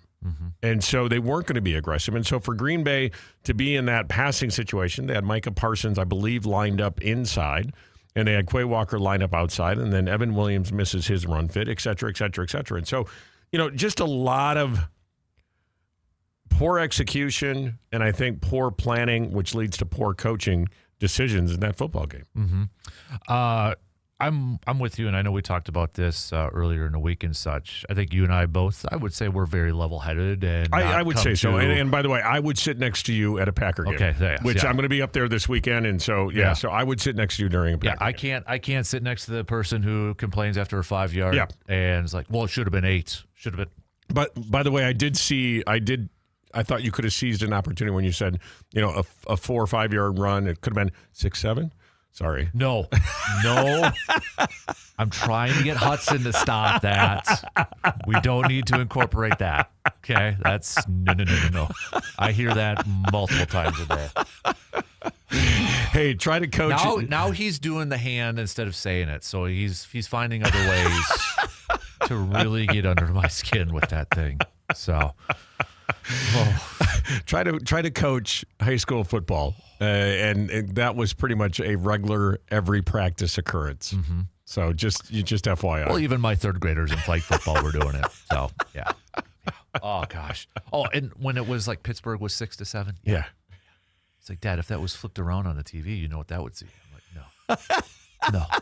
So, now I totally forgot where I was going with it. Oh, we were talking about, LaFleur. We're both very level-headed. Yes, we're not on, like you said, the fire LaFleur bandwagon. And I know, I mean, after last year it stopped. We had so many people coming after me saying it should be fired. It should be fired. Yep. I'm not that way, but I am with you where there's concerns, there's questions. Yep. I mean, I even saw our good friend Rob, by the way, wearing the blue gold basketball shirt when he was doing an interview. So nice shout out to Rob there. Nice. Saying, it is kind of giving him reminiscence a little bit towards the end of Mike McCarthy, where things were stale offensively. Yep. Not getting scheming open or just, like what you're saying, trying to be the smartest man in the room, essentially. And you and I talked about this, the transition from McCarthy to LaFleur. And we talked about that, when McCarthy's offense took off, it really took off when he gave the keys to the car to Aaron Rodgers, and then also just basically said, okay, I'm no longer scheming. I'm just going to rely on players making plays. And it's almost like LaFleur's going to the other extreme, where I'm no longer going to allow players make plays. I'm going to actually over scheme this thing. Yeah, it's real interesting. And Matt LaFleur and Brian Gutekunst have not been extended. Right. And I think that's a fair move by Ed Policy. I think Ed Policy, being the new president, needs to see this team himself and see this team. When I say this team, what he has from a coach standpoint and a personnel standpoint. Now, Brian Gutekunst, and I know Packer fans yesterday crying for a trade and saying, "Oh, Goody, same old Goody." Guys, Oh, we forget. I mean, the biggest trade of the NFL this year was getting Micah Parsons, who's 26 years old, by the way. So this window of opportunity is not 2025 and the Packers are done. Right. Okay, so this is about a 3 or 4 year window that they've built themselves. So and odds-on favorite to win Defensive Player of the Year already. So I think Packer fans need to just chill a little bit in that regard. But I think Brian Gutekunst has earned that next extension. Now, did he fail this year or potentially fail with Hobbs and Banks? Potentially. But most of his free agent signings have been pretty solid, actually very, very good. But I think Matt LaFleur, I think Ed Policy is going to look at this and see where does this team go this year. And again, if this team finishes 12-5, 13-4, makes it to the NFC Championship game, I think LaFleur's fine. I think if this team finishes 10-7, sneaks in as a wild card and they're one and done, I do think there's questions in this offseason. But look, and I love some of the rational Packer fans on social media. If you fire LaFleur, who's the head coach? Jeff Hafley. No, you know what I'm going to say. Right. Rich Bisaccia. Right. Steno. Careful what you wish for, Packer fans. I have seen some people say that it's the whole, I'll call it the Jerry Jones, Jason Garrett thing. Don't let Hafley leave, make him the head coach. I've seen that. You know, and it's probably gonna start a little bit more. Well, you know, Jeff Hafley did not coordinate a good game this past week. So, you know, I love Haf, and I like LaFleur. I do, but I think, again, just careful what you wish for. So, you know, we're at the halfway point of the season. All right, Green Bay's 5-2-1. Yep. Leading the division. I think at this point they're the 3rd or 4th seed in the NFC. And a very tight NFC and too. Very tight. Yeah, you're 3rd or 4th seed, and you're really one weekend away from becoming the 1 seed again. Right. So, you know, you got to put it in perspective. Don't jump off the cliff. Right. You know, hold your water a little bit, guys, because, like I said, they beat the Eagles Monday night. All is right in the world again. Is that the other issue, though, when it comes to this team, is that they play down to the competition, Yep. They go up against these great teams, and that's when it's like, holy moly, look at this team. Yep. Is that coaching? Is that a little mindset? It's a little bit. Yeah. Yeah, I think it's both. I think it's on coaching and players, but I think there has to be something. And again, I don't want to hear the excuse that Green Bay's a young football team. Right. I don't want to hear that anymore. Okay. Yes, they were a young football team, but these are the same guys now that have been playing here for 2 or 3 years, with the exception of a Micah Parsons and a Matthew Golden who came this year. But no, the youth of this football team is not an excuse for the penalties. It's not an excuse for poor execution, and it's not an excuse for playing down to your competition. And I think that does come to coaching. I think, you know, what are you doing in the week as Matt LaFleur and his staff to make sure that you don't have a trap game, to make sure that you didn't look past this game? You know, is that an easy excuse to look at this game and say, yeah, it was a trap game? Yeah, but I think there's more complex problems at 1265 than just, oh, they had a trap game. I look at the Cleveland game this year. No excuse for that game. No excuse for that game. And again, you know, the Fox guys were talking about you play with your food long enough, and they went on a whole diatribe of that when Green Bay and Carolina ended the first half. And so, yeah, I'm no longer 100% comfortable with the direction of this coaching staff. Yeah, I'm there with you too. And, you know, and I get it too, where I saw some people saying, okay, no Tucker Kraft, obviously it's going to be a big loss, but maybe they're actually going to throw the ball more and they need to throw the ball more and that, which I understand. But at the same time, Josh Jacobs is one of your best playmakers. You still have to keep that guy involved. No doubt. No doubt. And, you know, and you know, it's a subtle change. If I remember correctly, Dan, that I think Green Bay is at about a close to 50 to 55% ratio right now, run pass. I think to win with this offense, I think Green Bay needs to be closer to a 60%. Especially, you know, everyone says let Jordan Love cook, and the numbers actually bear that. You don't have a good run blocking offensive line. Nope. Josh Jacobs is the man. I love him. I mean, he's one of the toughest runners. I'm so glad Green Bay has him. I'm so glad Green Bay made the decision they did. We all see where Aaron Jones is today. Yep. You know, again, the injuries are coming back, and I loved Aaron Jones, but it was time. So I love everything about Josh Jacobs. So you're not looking at, okay, we're going to go to a spread offense and go tempo the whole time. We're looking at, instead of Jordan Love attempting 22 passes, we're looking at 27. You know, so, and instead of, you know, the ill-advised shot downfield that made zero sense. And again, you know, Jordan talked about it. He didn't realize that backside safety was playing cloud coverage, and there was also nobody to pull that backside safety. So that's also play design. Right. If you got if you're running a post pattern and you have nobody, and you have a cover two, you have nobody taking that other safety, you're screwed. So, but I'd like to see, you know, under center, Jordan Love dropping back, throwing in rhythm on a 5 to 7 step drop, and getting the ball out 15 to 19 yards down the field. And his guys can get that separation. You know, Christian Watson this going to be his 3rd game back now? Yep. Okay, so he's probably now getting back into playing shape. So no word on Golden's injury yet. Nope. And so, but I think you need to start taking some shots with Golden and get him one-on-one. And the other flip side is when we talk about what's to come. So you got Christian Watson now pretty much coming back to full form. You got Jaden Reed still coming back. So you've got some things now in this offense that you can work. And I agree with you. I loved Musgrave coming out of college. This was a seam-splitting cover 2 tight end. So now instead of seeing this cover 2 that Green Bay's taking away everything deep, now you run Musgrave down the middle of the field. Now you've got one-on-one matchups on the outside, and you pull that safety away. So, a lot of questions, but an opportunity.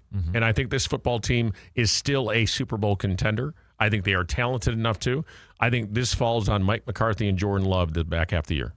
Or not Mike McCarthy, sorry, Matt LaFleur. Wow, going back to 2010 at that point. Wow, no, I think if this team is going to be successful, it's on 2 people. Do you? Big Worm's got a question. Is this a must-win game on Monday? Yeah. You throw that out there a lot, and it gets cliched.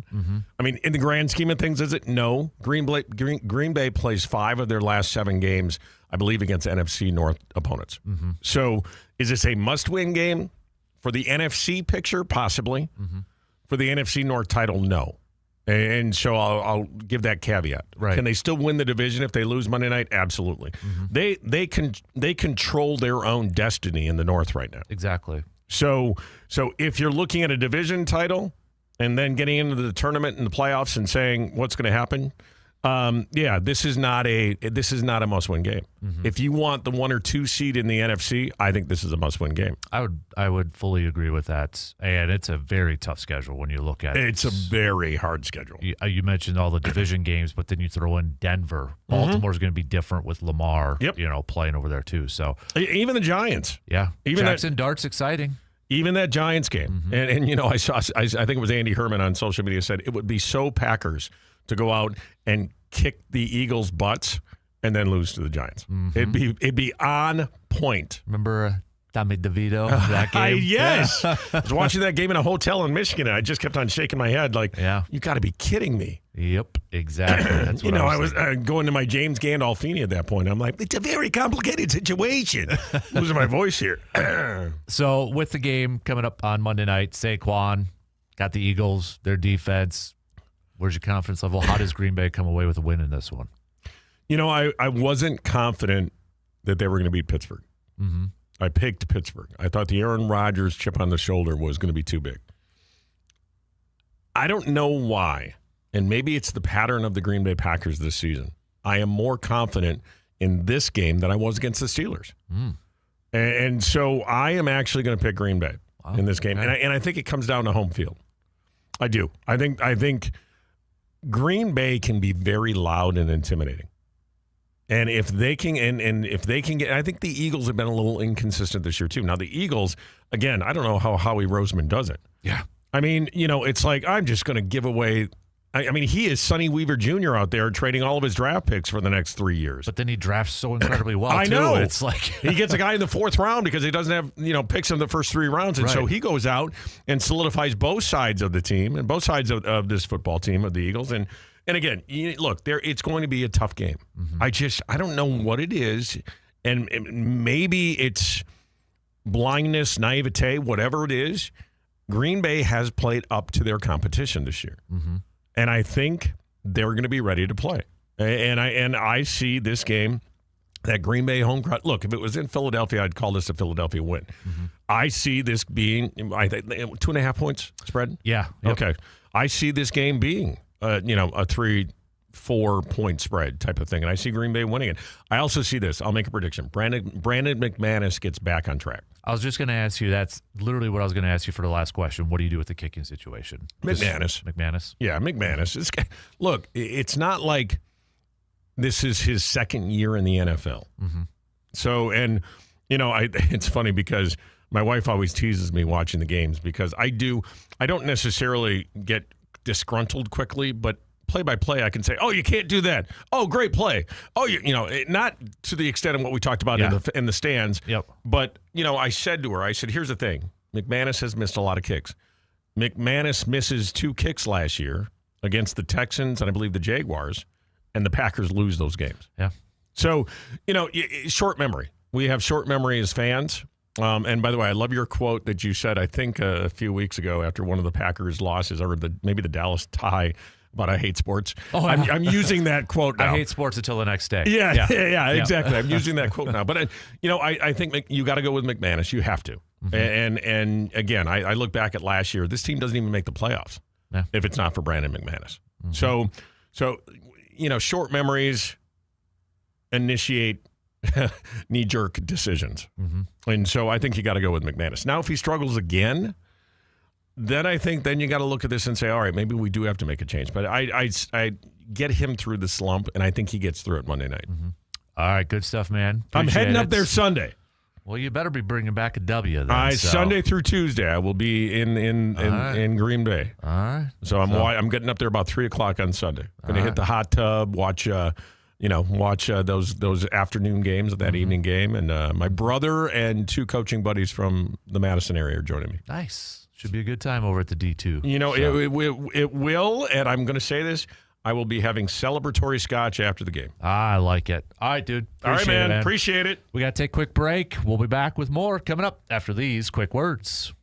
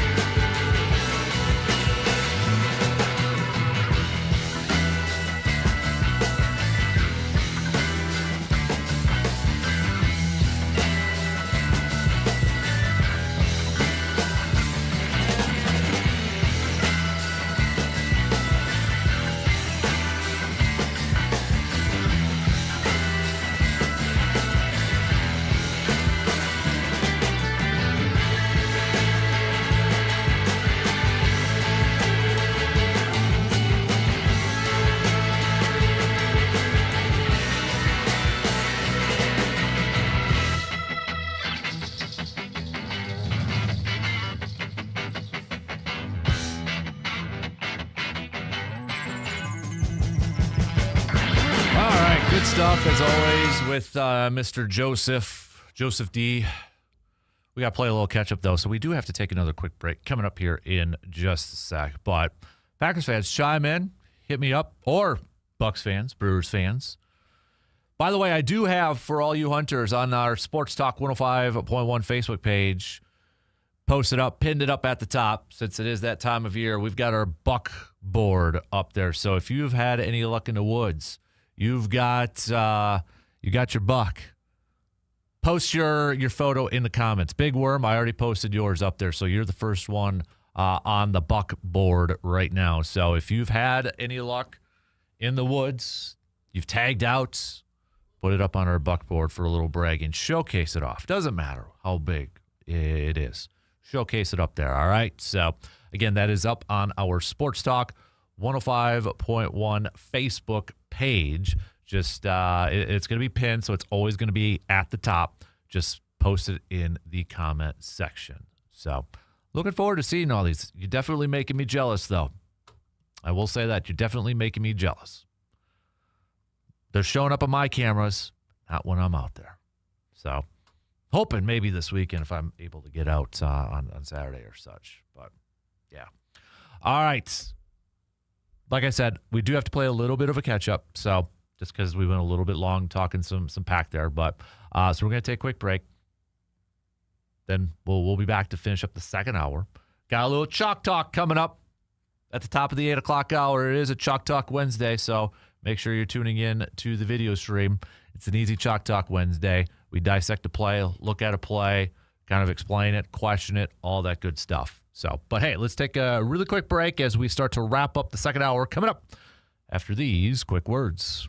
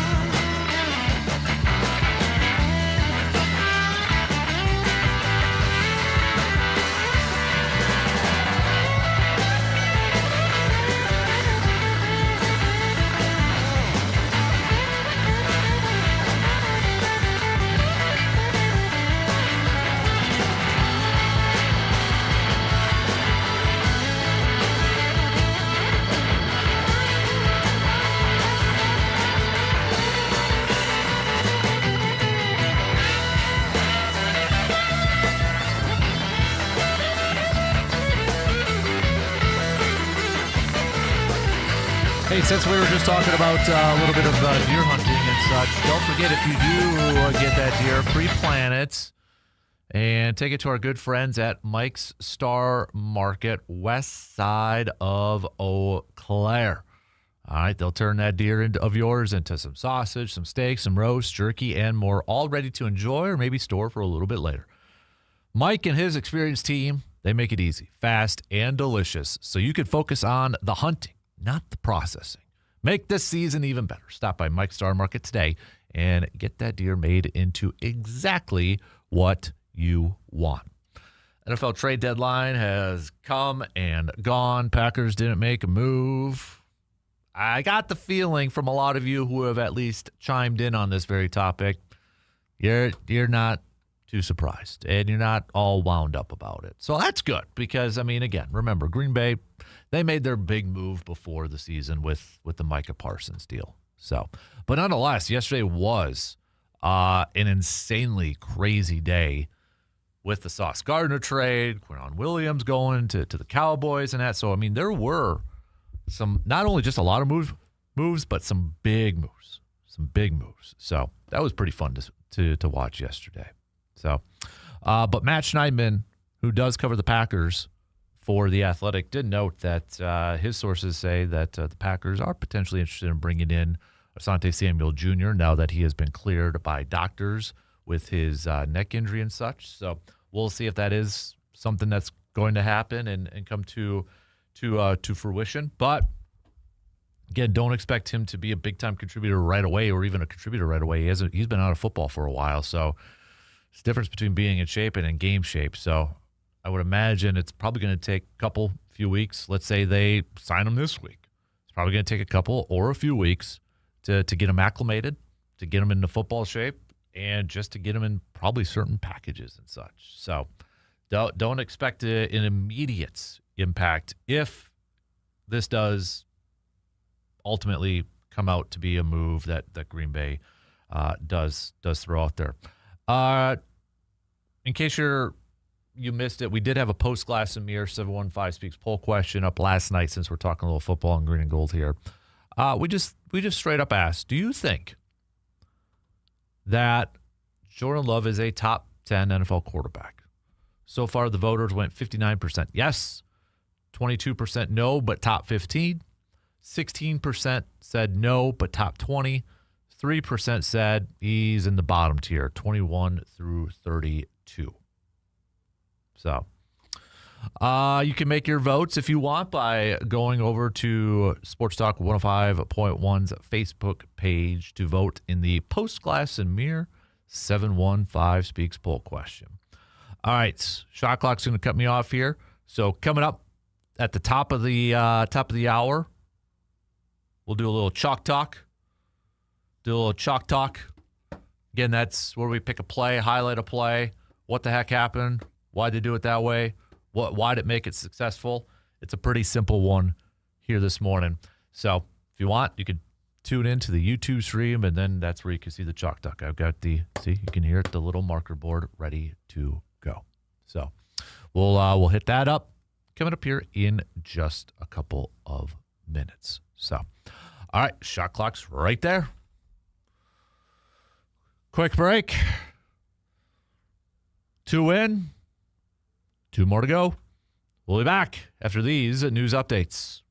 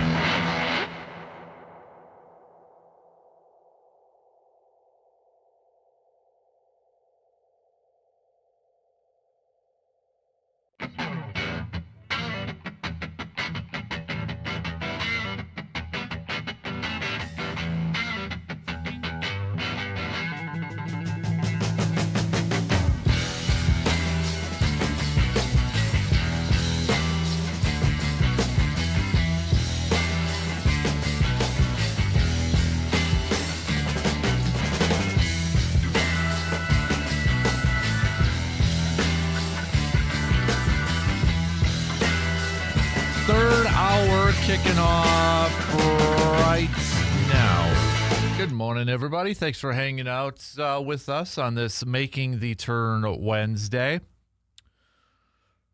We're going to talk some more Brewers. Brewers making some roster decisions yesterday. Rhys Hoskins, free agent. Jose Quintana, free agent. Brewers not picking up the option for Contreras, but he's not a free agent, so don't freak out. He's going to go through arbitration unless the Brewers and him can agree to maybe another contract and such.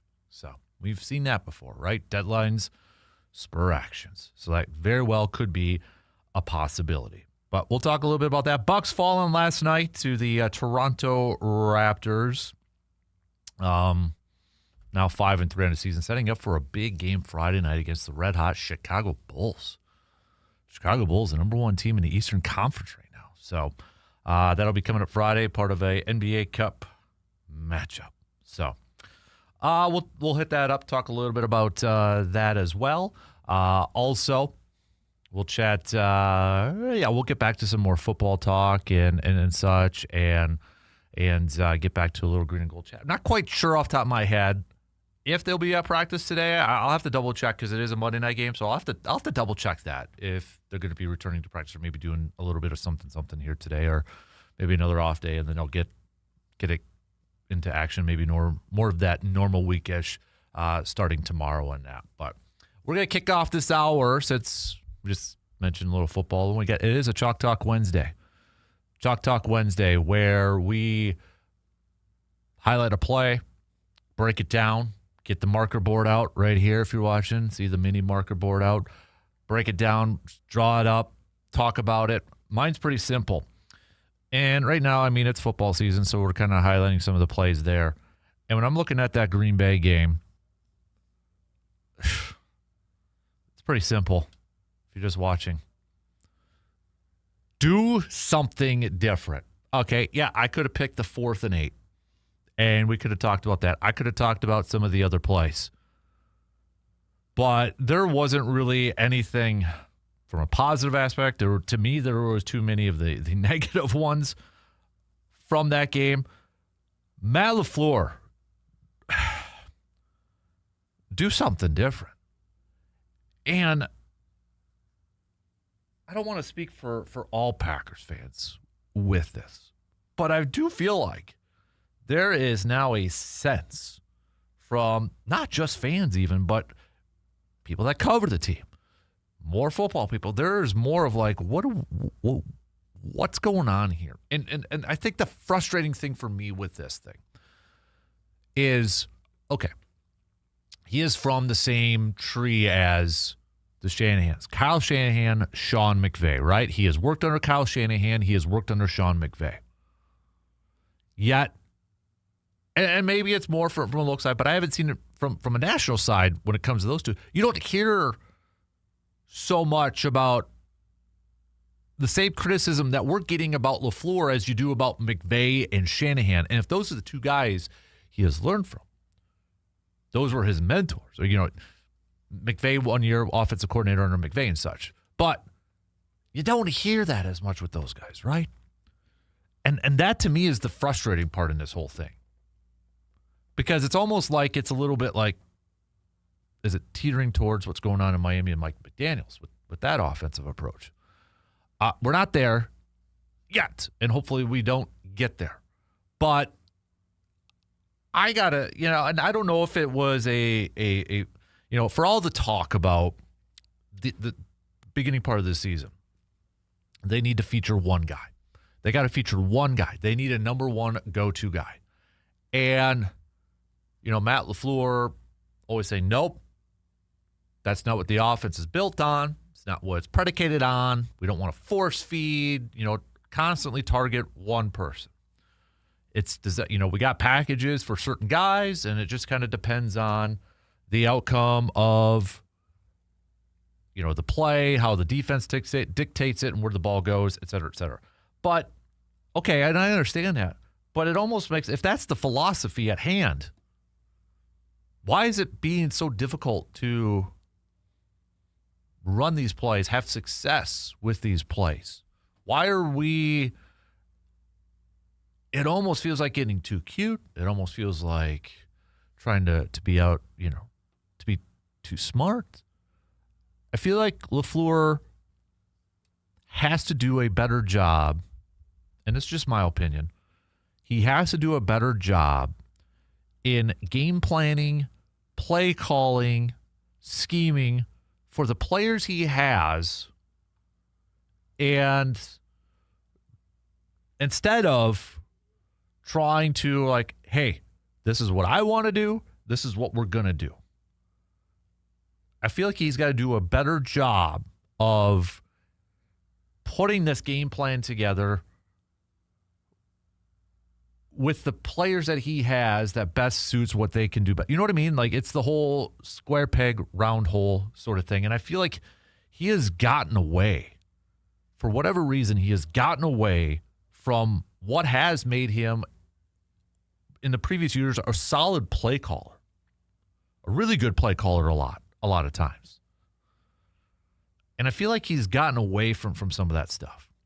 And I think it was our good friend Rob Demovsky that kind of said, you can't just put a sticker on every same game plan, paraphrasing here, and just, run the same type of game plan year in, year out, game in, game in. Everything's different. Everything, you got to adapt. You got to evolve. The best example of this is Andy Flippin Reed with the Chiefs. What he has done and the different things that he has done schematically, game planning. Over the years, you would think if there was the guy's been around for a long time. And just adapting and getting better and trying to find different ways to move the football and have success on the offensive side. Does it work all the time? No. It doesn't work for 16, 17 straight games in the season. They're going to have some hiccups in that. But it just feels stale. It feels like too cute at times when it comes to Green Bay and that. I want to get back to almost Jordan Love's first year starting, that second half run that they were on. Remember that when the offense there was like a different leading receiver almost every single game, and Bo Melton was the first guy to get 100 yards receiving in a game. Remember that? But that's when that offense was just kind of, they were rolling. They were having success running the football with Aaron Jones. Jordan Love was in a groove, spreading the ball out. Everybody was getting, contributions. But it was Bo Melton that had the first 100-yard game. But that was like, okay, it's that guy's game. It's that guy's game the next week. Almost like, where's that type of offense? Where's that stuff? I'll be happy if I don't see a bubble screen or a wide receiver screen for a while. I'll be happy if we don't see that. And I understand game planning is more than just that play at that particular point. You're calling plays to set up different plays later on in the game. And I think sometimes fans kind of forget about that. We want instant success on every single play. If it doesn't have a touchdown, if there's not a score to it, there's so many people that just view it as a negative play. Like, And I get it. It's part of the long-term game for that whole game. Something that you do in the first quarter, you might revisit it in the third quarter, give them the same look, but alter it a little bit. But it just felt like that Carolina game. It's like, okay, we set up the wide receiver screen, the bubble screen, that sort of stuff, but there was the same thing. You know what I mean? It was the same play. And Carolina's defense sniffed it out and got it. And it just felt like there was opportunity. Okay, you ran it how many times? That second, third time that you do it, if you had changed it up a little bit, they were all flowing to that side. They knew it was coming. If you had a little bit of a different wrinkle, you might have success on that play. This is a hell of an opportunity. Matt LaFleur, we know. He could downplay it. He could say he's not listening to it or he hasn't heard anything. Bull. There's, he hears the noise. He knows there's noise surrounding his play calling, surrounding his game planning and such. He knows. If he gets asked about it at one of his pressers, he'll downplay it. I haven't heard that. Oh, no. He knows it. Whether he thinks there's that amount of pressure on him or not inside of 1265, I don't know. However, he can do one of two things. One, he can double down and maybe a little ego comes through and says, staying with this course, staying with this path. I'm going this way because this is what I believe or this is what I want for it to work. Or two, embrace this opportunity. And that's the approach I hope he takes, and I think a lot of fans hope he takes. Embrace this opportunity. Okay. And Tucker Kraft missing this rest of the season is a huge loss. Embrace the opportunity now. We hear the phrase, pressure is a privilege. Was that Billie Jean King, I think, said that at one point? Pressure is a privilege. Matt LaFleur is under immense pressure at this current point. But it's also an opportunity. It's an opportunity for him to really help out, well, two things. Really help out his team, his ball club. There's a lot on his shoulders. He can do a lot to help out this offense. But there's also an opportunity for maybe a little bit more from the selfish side of things to really showcase, show off, display, hey, I'm a good play caller. I'm a good head coach. I'm up there with McVay in that. And, I don't know if this is really been a thought, but for me, if I'm seeing my buddy have success and my other buddy or my old boss having success, doesn't that want to fire you up a little bit? That little competitiveness, like, okay, they're having success doing this. They're having success doing that. I got to kick it into gear and join up with them and try to match that.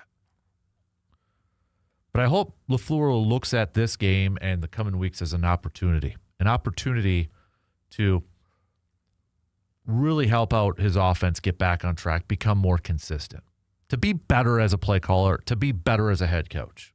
An opportunity with all of that. That's what I want to see from LaFleur.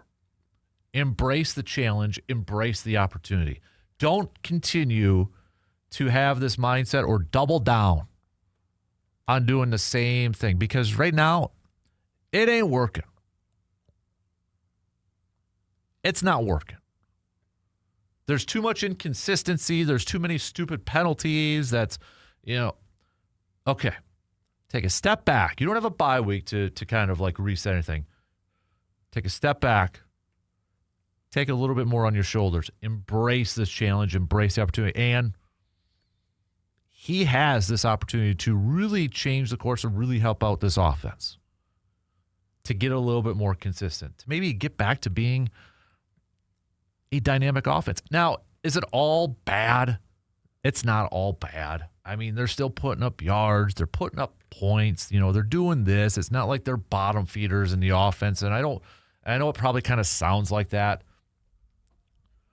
But anybody who's watched these games, we could sense it. It's just, there's something still off. It's the consistency. And I think we all know too that there's still a lot left on the table here. There's a lot left on this, a lot left on the field. And I feel like they still have the guys to be able to be a dynamic offense, or a consistent dynamic offense. Use this as an opportunity. Embrace it. He has a chance to really help out his ball club, and I hope he takes it, and I hope he does it, and just doesn't sit on your laurels, like double down on we're just going to continue to focus on this and try to get better at this and this and this. It's got to be more than that.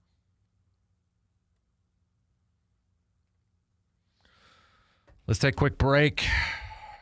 Let's talk some Brewers, talk some Bucks. We'll continue our football talk as well. Hit me up with some thoughts. Text it to us, 715-830-1912 on that Shoe Doctors bullpen line. Quick break. We'll be back in just a few minutes.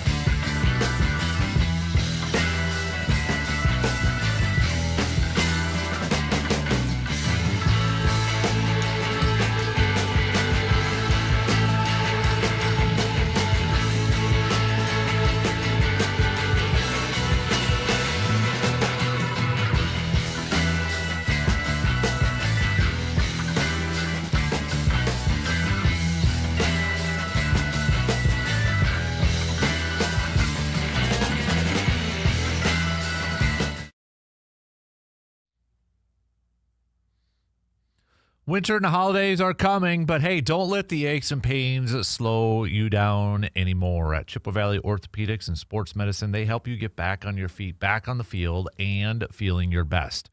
Whether it's a sports injury, joint pain, or something that's been nagging you all year long, their expert team can help make the pain go away before the snow flies. Don't wait any longer. Make your appointment today by visiting cvosm.com. That's cvosm.com. Chippewa Valley Orthopedics and Sports Medicine, getting you moving again this season. Speaking of moving, maybe moving on.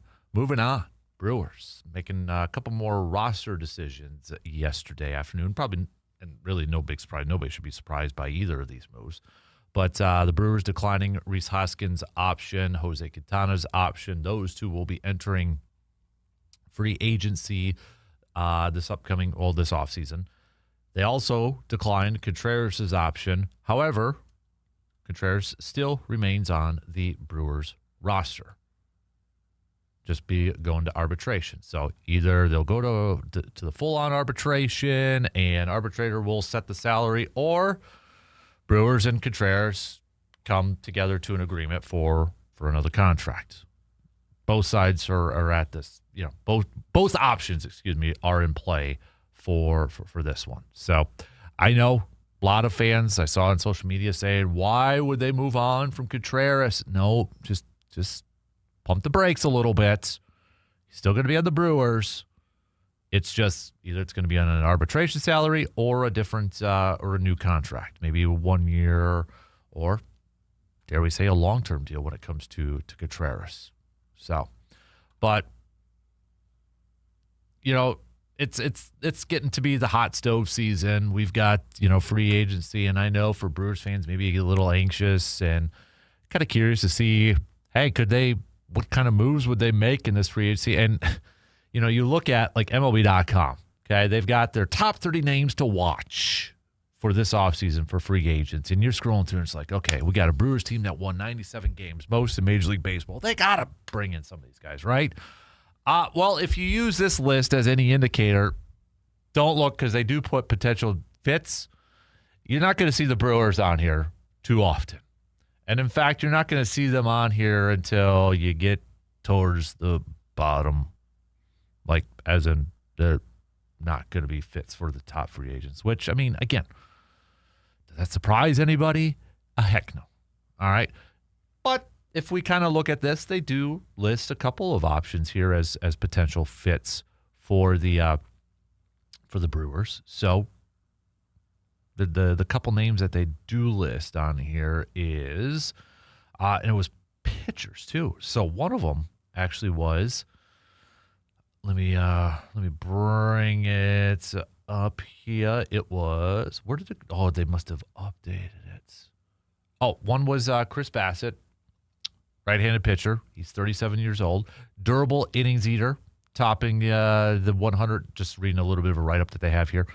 Topping the 170 inning mark for the fourth consecutive season in 2025. He's not overpowering hitters. His strikeout percentage ranked in the middle of the American League, but he induces weak contact with his sinker-cutter curveball mix, ranking in the top 20% in average exit velocity and hard hit percentage.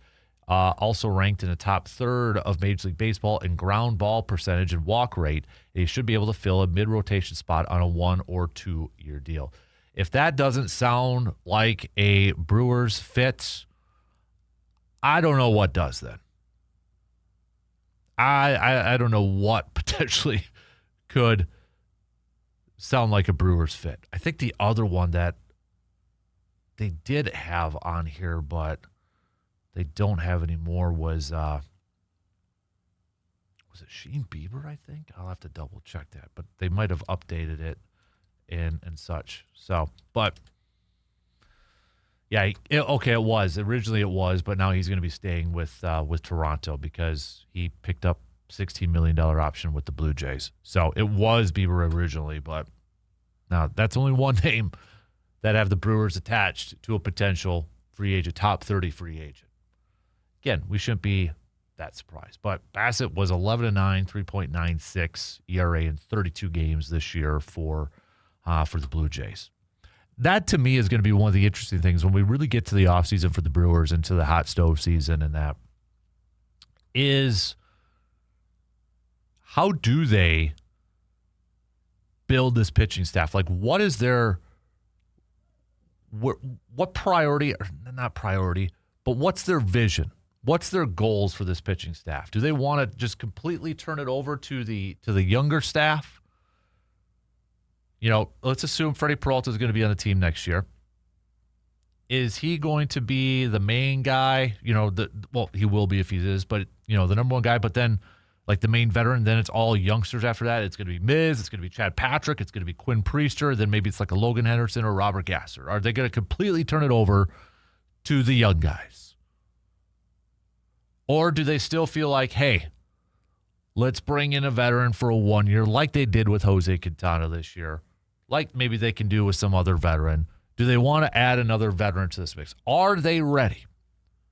And are they comfortable to hand over the majority of that starting rotation to the younger guys? That, to me, is going to be one of the interesting questions to kind of follow in this Brewers offseason. And how much do you kind of factor in, hey, we're going to do that because we have so much confidence in Chris Hook, our pitching coach. We saw the growth from some of these younger guys this year, Miz, Patrick, Priester. And let's not kid ourselves. The expectation is going to be a little bit greater next year for those guys. They set the bar pretty high. So that to me is going to be an interesting thing if they elect to go the younger route with their pitchers. Does that in turn then mean, okay, they're not going to bring in a veteran. Can we use some of that resources maybe to bring in some extra hitters, better hitters? Because right now, I mean, you cleared off Rhys Hoskins. Yes, you have a buyout, but you still save some money there, obviously with Quintana and such. But I think that might be kind of a trickle-down effect. What do they do with the pitching? Do they hand it all over? And if they do, is that the trickle-down effect where they've got extra cash, extra money, maybe to invest in, all right, let's bring in some veteran hitters. Maybe some veteran power guys. But that, to me, is going to be something to really watch. If they bring in another veteran to pair up with that staff, how much is it for? Is it a 1 year deal? Kind of like what they were just saying with Chris Bassett. You know, is that like a 1 year, $10, $12, $14 million deal? I mean, it is the Brewers, so every little dollar counts. You do that probably means you're going to be taking away a potential hitter. So I'm really curious to see what the approach is like this offseason for a Brewers team coming off of 97 wins, coming off of finally a playoff series win, but getting embarrassed, getting swept by the Dodgers in the NLCS. Yes, they won the World Series, but I mean, as a competitor, for me, like I'm trying to be in the shoes of, it would be very hard for me to own a sports team because of my competitive desire to just want to win. Like, I would have a hard time having a budget, and I'd probably go way in the red line because my fanism would come through. My fandom would come through so much that it'd be like, we got to do this. We got to do this. Let's spend. Let's do this. Let's do this. Like, I don't think I could ever be the owner of a small market budget type of team like the Brewers just because of my fandom. I'd be in the red. But I would, there's a big part of me. Like, I don't know if Mark feels this way, but seeing my team go 97 wins, first place, top seed in the National League, doesn't that competitive drive just want to like, all right, you know what? Let's put a little bit more into that budget. Would for me, for gosh sakes, but I don't know if it would for Mark Ananasio or not. But I'm really curious to see what this mindset's going to be heading into this offseason? What's that approach? Is it just going to be business as usual, which is probably the odds-on favorite, or do they push it a little bit? We'll see. All right, let's take a quick break. Bucks dropping their game against the Raptors last night. Big one coming up Friday night against the Bulls. How is that a big game? We'll talk about it.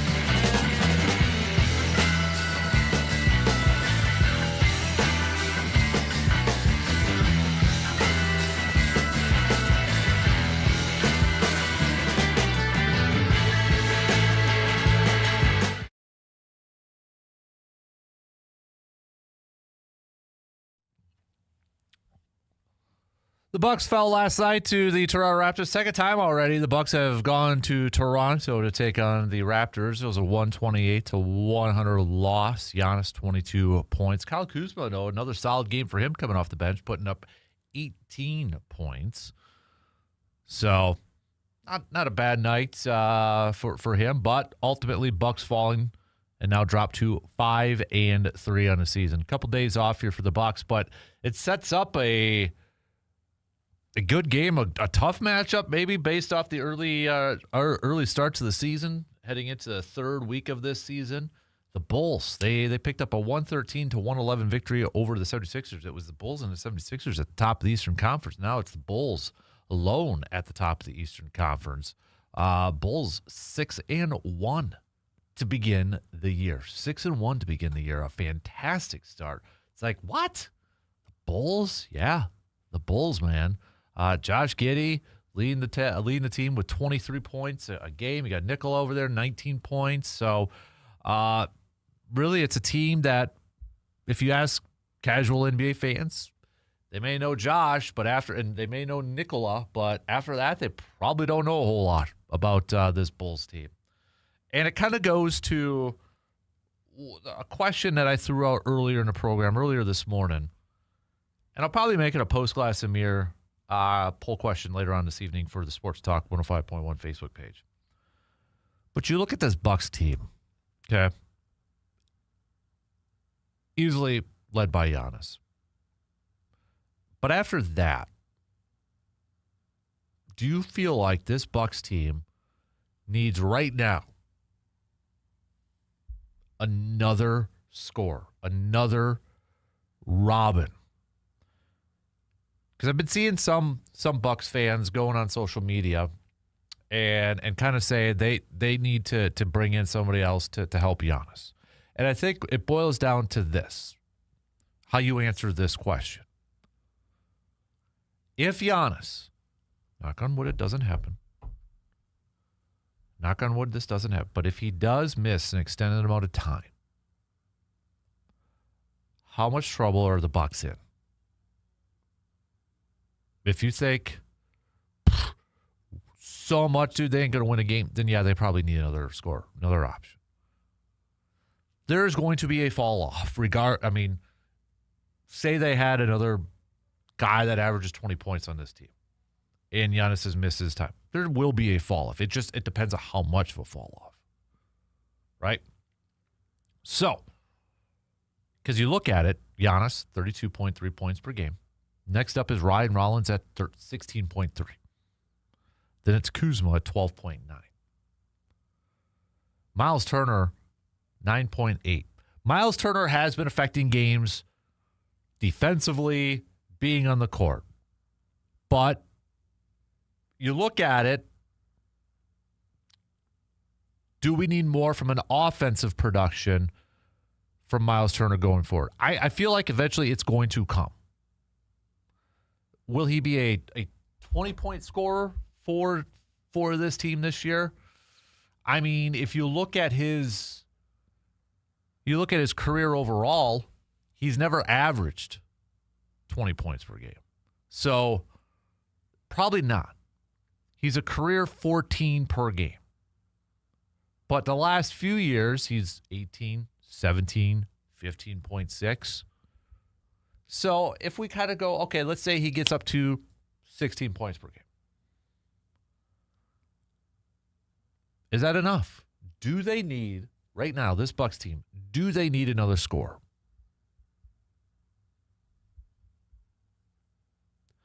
We'll see how it all plays out. I mean, there's not going to be any decisions made right now, obviously. But, with the trade deadline in February, so there's time. Could there be a move made by the Bucks to try to acquire another scorer to pair up with Giannis? And one name that I've been seeing floated out there quite a bit, and this would be such an interesting one. Lauri Markkanen from Utah. And why I say that's such an interesting one, he's a 7-footer. Okay, so he's a 7-footer. You pair him up with Giannis and Turner, and holy moly, do you have some wingspan? Jay Billis would be going nuts right now talking about wingspan on that ball club. But, I mean, this is a guy who's given you 31 points per game so far this season, 7 rebounds. He's on a Utah team that I don't know what the I mean, they have a losing record right now. They're in the bottom of their division, the early goings. They are in the same division, though, when you look at it with Oklahoma City and Denver and Minnesota. So it's going to be tough to compete at that. But, I mean, he's even though he's a 7-footer, he's listed as a small forward. So you definitely would have a big front court with Turner, with Giannis, and with Laurie. And then your backcourt, you throw in Rollins and Gary Trent Jr. or Kevin Porter Jr. when he comes back, however that's going to play out. Or do they need a different shooting guard? Do they need something like that?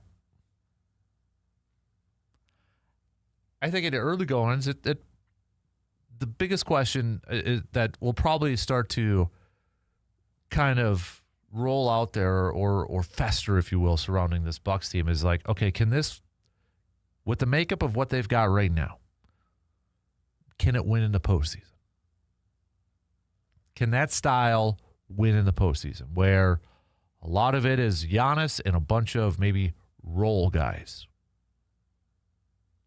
Great contributors, nice contributors, been doing a really good job so far this year. But I think the question that's going to be floated out there, is that something that can work in the postseason? Or do they need that other scorer, that other option when it comes to the postseason? That's the question they have to ask themselves.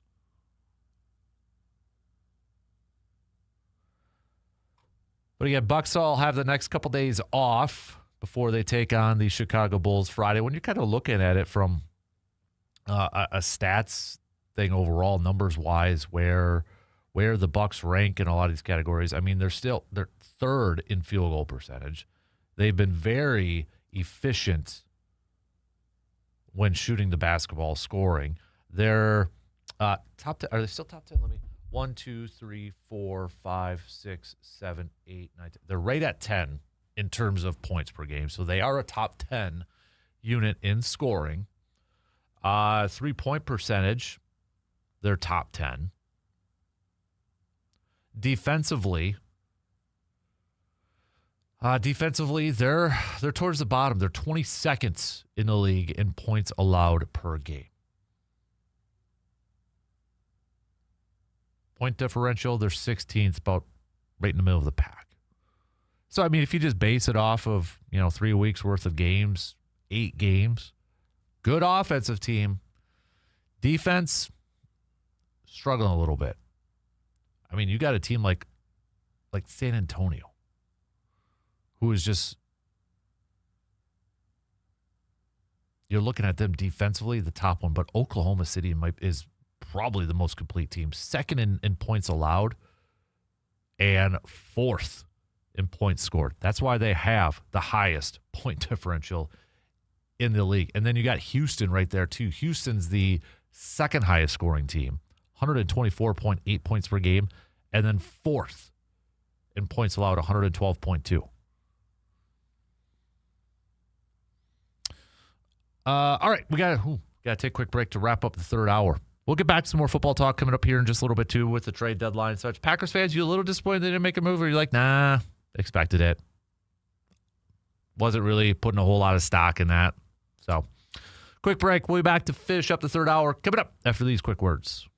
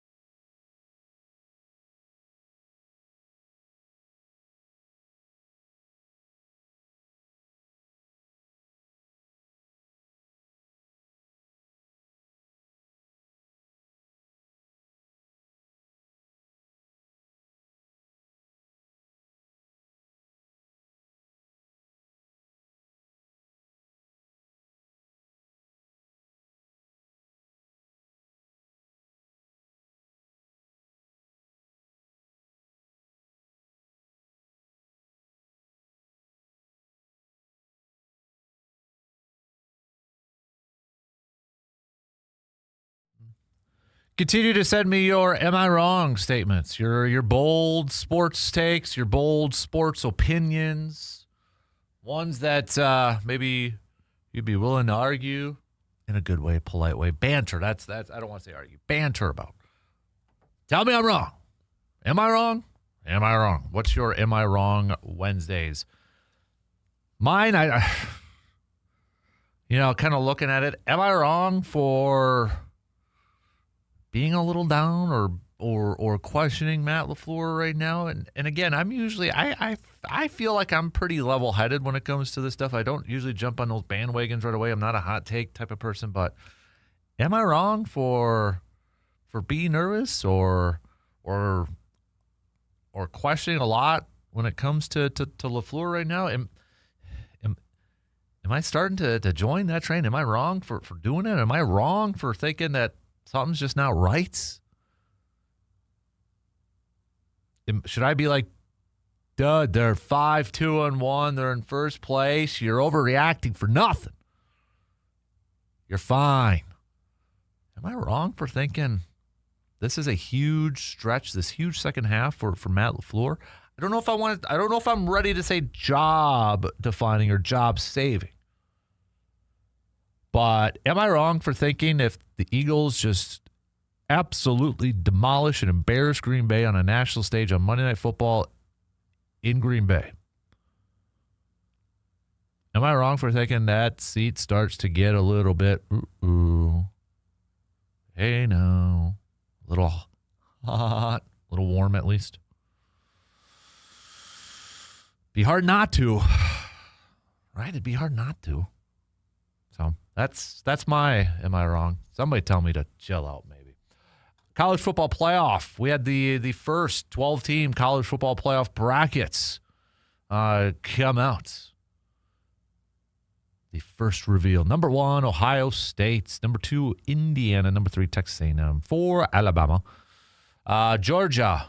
Number 5, Memphis. Number 12 would be Georgia, Memphis. And then 6-11, 6 Ole Miss taking on 11 Virginia. 7-10, 7 BYU taking on number 10 Notre Dame. 8-9, 8 Texas Tech, 9 Oregon. First one out, Texas. Second one out, Oklahoma. So no Badgers, surprisingly. None. What the heck? But I don't think there's too big of a surprise, right? I don't think anybody's really grinding their, maybe.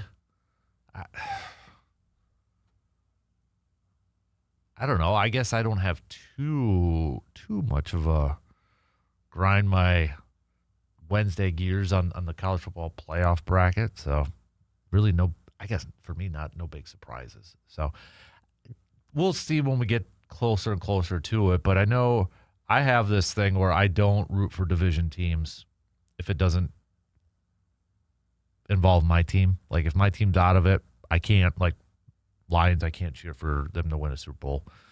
Gosh forbid, Minnesota, Chicago, baseball, Cubs, Cardinals, Pirates, Reds, it don't matter. Basketball, I think divisions is kind of a joke in basketball. But I will say this. For college football, based off the teams, let's say this is the final one, I'd have no problem rooting for Indiana to just go win this thing and just kind of like quiet the Ohio States, the Alabamas, the Georgias, et cetera, et cetera. So I'd have no problem cheering for Indiana. So I would go against my mindset for that one, just because Indiana football, really? Yeah. No question. So, but yep, that came out. So kind of a little bit under the radar, I think, too. Not a whole lot of, shall we say, hype or drama with the release. Is that the right way to say it? But I think it was the NFL trade deadline yesterday with all the moves kind of overshadowed everything because you had some big-time moves. You had the Colts sending 2 first-round picks to go get Sauce Gardner. You had the Cowboys going and getting another defensive lineman, trading one of their first-round picks to get Williams from the Jets. The Jets just kind of stacking up some picks right now. Colts, I applaud applaud what they did. They surprising a lot of people this year with their play. They're a good team. And instead of saying, hey, we're just going to ride this out and see what happens because maybe we surprise ourselves a little bit. We're just going to see how this rides. They're like, no, let's do this. They're kind of like that baseball team that plays really well. And by the trade deadline, like, hey, why not? Let's push it a little bit. Let's go for this. Let's see what happens. They were kind of like that yesterday, sending over 2 first-round picks to go get Sauce Gardner. Good for them. Good for former Badger Chris Ballard, GM over there with the Colts. Take a chance. He was maybe a little bit on the hot seat too, so he's probably like, hey, we've got a good team here. Let's maybe add to it and try to push this. Good for them. Good for Seattle. Bringing in another wide receiver. And that NFC West that's highlighted so much by the Rams and even the 49ers, Seahawks are a good team this year. That Sam Darnold signing is looking pretty smart by John Schneider to trade Geno Smith and then go and sign Sam Darnold. That was a pretty solid move. And then obviously trading DK Metcalf too. Jackson Smith-Njigba has taken a huge leap this year. Cowboys pairing up Williams with Kenny Clark. They also get a linebacker too, but we'll see if that maybe helps improve their pass rush just a little bit. So we'll probably talk some more football coming up in the next hour and such. So we'll hit that up. Continue some of your thoughts. Again, I think majority of Packers fans didn't really have a whole lot of stock in whether the team was gonna make any moves or not before yesterday's deadline. So. But they did officially put Tucker Kraft on the injured list. So we'll see if they do bring in a guy like Asante Samuel Jr. I know Matt Schneidman has that report out there that Packers are possibly interested in that. So we'll see if it happens. But again, temper the expectations if they do. There might have to be a ramp-up period to bring him on the field. He's been missing a ton of football. So just if that is the case, let's temper the expectations just a little bit. Let's not go instant number 1 corner right away. All right, shot clock's there. We got 3 in, 1 more to go. We got some news updates. We'll be back in just a couple minutes.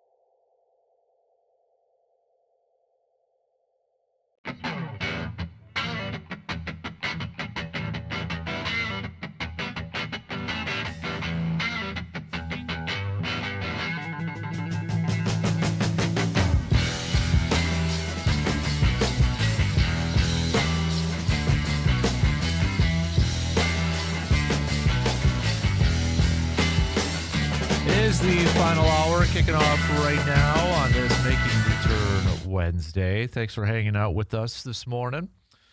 Continue to send us your thoughts. Hit us up with a text, 715-830-1912. You can also hop on the YouTube video stream if you'd rather do that. Hang out with us if you've been hanging out with us this whole entire time. That a boy, that a girl, whoever you are. We'll get back to some more football talk and such and some hoops coming up here as well. We were talking a little baseball with the Brewers and such, but Twins also introduced their highly anticipated new manager that, Brewers fans are probably familiar with because he was in a division with such. So I got to ask, was it yesterday he got introduced to, I think, with that? Mm-hmm. So you as a Twins fan, are you excited about manager Shelton coming back to Minnesota? And from what you saw during his time with the Pirates, I mean, you got to be feeling ecstatic about the future of the Minnesota Twins right now going forward. I mean, ecstatic compared to not having a manager, I suppose, would be the definition. Is this almost like, to put it in a comparison, almost like when the Cowboys hired Brian Schottenheimer as head coach little bit? Kind of, yeah. A little bit like that, or like when a team hires Jeff Fisher. Like, what's the most replacement level yet somewhat known name? Mike Brown. Yeah. Okay. There you go. I'm like, and NBA coaches have a little bit more of that round robin thing. Or NHL sort of thing. Yeah. Like, Pat Quinn got hired again. Yeah. Try to think of an NFL. Some NFL coach named Mike. There's not really one, but just insert Mike blank. Like when Mike McCoy was brought on as the temp coach, and again, he's not permanent. We knew that going in, but Wade Phillips. Yeah, there you go. Like, oh, okay, good. Well, he's managed. That's good, or he's coached. Is this clearly evident you guys are going to be just tanking for the next few years? It's just, they're treading water is maybe the best way to put it. Mm-hmm. Okay, so the optimist take on this, because there's plenty of pessimism on that side of the board. Well, and there's plenty of Twins fans around here probably share a similar opinion on this. The optimist take is that he's got more experience coming in than Baldelli did when he started. That was Rocco Baldelli's first job when he started in 2019 as a manager. Shelton has plenty more experience. For what it's worth, when Buster Olney mentioned it on the Baseball Tonight podcast, he said it was a good hire. He thought it was a good hire. He likes what he's going to be able to bring. That doesn't necessarily equate to they will become World Series contenders, but he's plenty opinionated. Olney is plenty opinionated, and he gave it he said, yeah, this is a good one for the Twins. I think where he's coming from ties into the more of a focus on baseball fundamentals. This is what Derek Shelton mentioned in case anyone totally missed the press conference. Not that we're all watching the press conference, most of us didn't, but didn't even read any of the highlights or any of the quotes. Focus more on detail. I wonder if Rocco Baldelli had been more like his strong suits were analytics, or at least buying more into the analytics, and being a player's manager. Now those things can work. I think that went as far as they can go with his particular makeup. Derek Shelton seems to be more of a let's focus on XYZ in spring training. He did mention that in his press conference, that was something that he noticed when he came on in 2018 as a bench coach in Paul Molitor's final season as manager. And he made a point of saying, I'm not knocking what we've done before previously, i.e. under Rocco Baldelli, because he was bench coach under Baldelli's first season, but implying that the Twins had not focused as much on fundamental baseball. I remember that was a thing under Molitor when he was manager, and they were very up and down in wins and losses, but they were a fairly fundamentally sound team. That's probably about as far as Molitor could go, and then they just couldn't grow anymore. So Shelton's probably going to bring more of that back with a younger team. That's a good idea, to focus on how do you run the bases better. i.e. Brewers. Yes. Think of the Blue Jays. And Shelton referenced the Blue Jays of like, here's a small play here, a small play here, a small play here. Now it's going to be very easy to reference that, go, here's a team that did not go 3 true outcomes to win the World Series. They almost did using the, I guess the opposite is to say, small ball approach. That's overstating it too much. But you saw what the Blue Jays did. You saw what the Brewers did. They had a lot of success with that. Now, neither did win. The Dodgers had really good pitching, home runs, and won the series. Okay, yes, but also they also had a lot of money where they could afford the players to do what they needed to do. There's a lot of things you could point to, but Shelton's essentially saying there's another way to win besides what we've been doing. And if you follow the model of what Toronto did and had a lot of success with that, maybe you can get there. But it's a long, long process. To be fair, though, too, Toronto did spend a lot of money, too. That's the thing. Is Minnesota going to spend? That's the biggest criticism of the Twins, is that they're not going to be spending money, that they were getting rid of as much money. A lot of that is purely financial because of the debt that they have. Mm-hmm. That's part of why they are in the process of selling to minority partners to raise cash, raise capital, so they get out of debt. But are they going to suddenly turn into the 5th highest spending team? Because remember, the Blue Jays weren't exactly David. Right. You know, the David Goliath. They were number 5 in the league. I know the Dodgers were way ahead of everyone else, but the Blue Jays were 5th. Yeah. Okay, so that's a long, long ways to go to get there if you're Minnesota. So that's the positive case. The negative, of course, is he was the Pirates manager, got fired midseason, and now he's coming over here. Yeah. He's a guy that has gone way back with Derek Falvey, going back to Cleveland even. So is he going to be a yes man? Whatever Falvey wants, Shelton will do. Is he essentially going to be like Derek Falvey's, still call him GMs, but the director of baseball operations. He's more of an analytics guy. I was saying Baldelli was. Is Shelton going to go by whatever the analytics say because that's what Falvey wants? And so, again, we'll have pitchers pulled at weird times. That was a big knock on Baldelli. That whole oh, boy, what? You going to pull him now? Oh, great, because that's what the book says. Is just going to follow that along and not build the team? You want different opinions making decisions, and is Shelton not going to do that? And it's a one-track thing, and if that track doesn't work, then the Twins don't develop. They don't have a lot of margin for error. So that's the complaint. And yeah, there's a certain amount of, oh, well, we can't be imaginative. That's where a lot of the negative sentiment from Twins fans was. Like, again, if you look at the comment sections,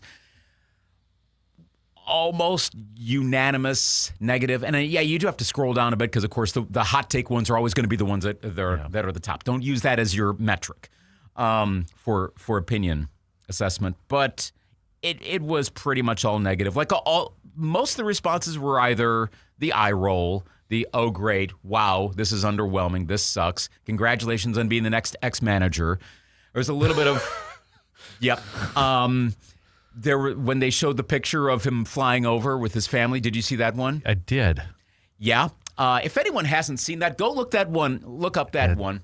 I don't want to bring, honestly, irrelevant to baseball things into this, but he has 3 daughters who apparently are now grown up, and it was like, whoa, which one's your wife?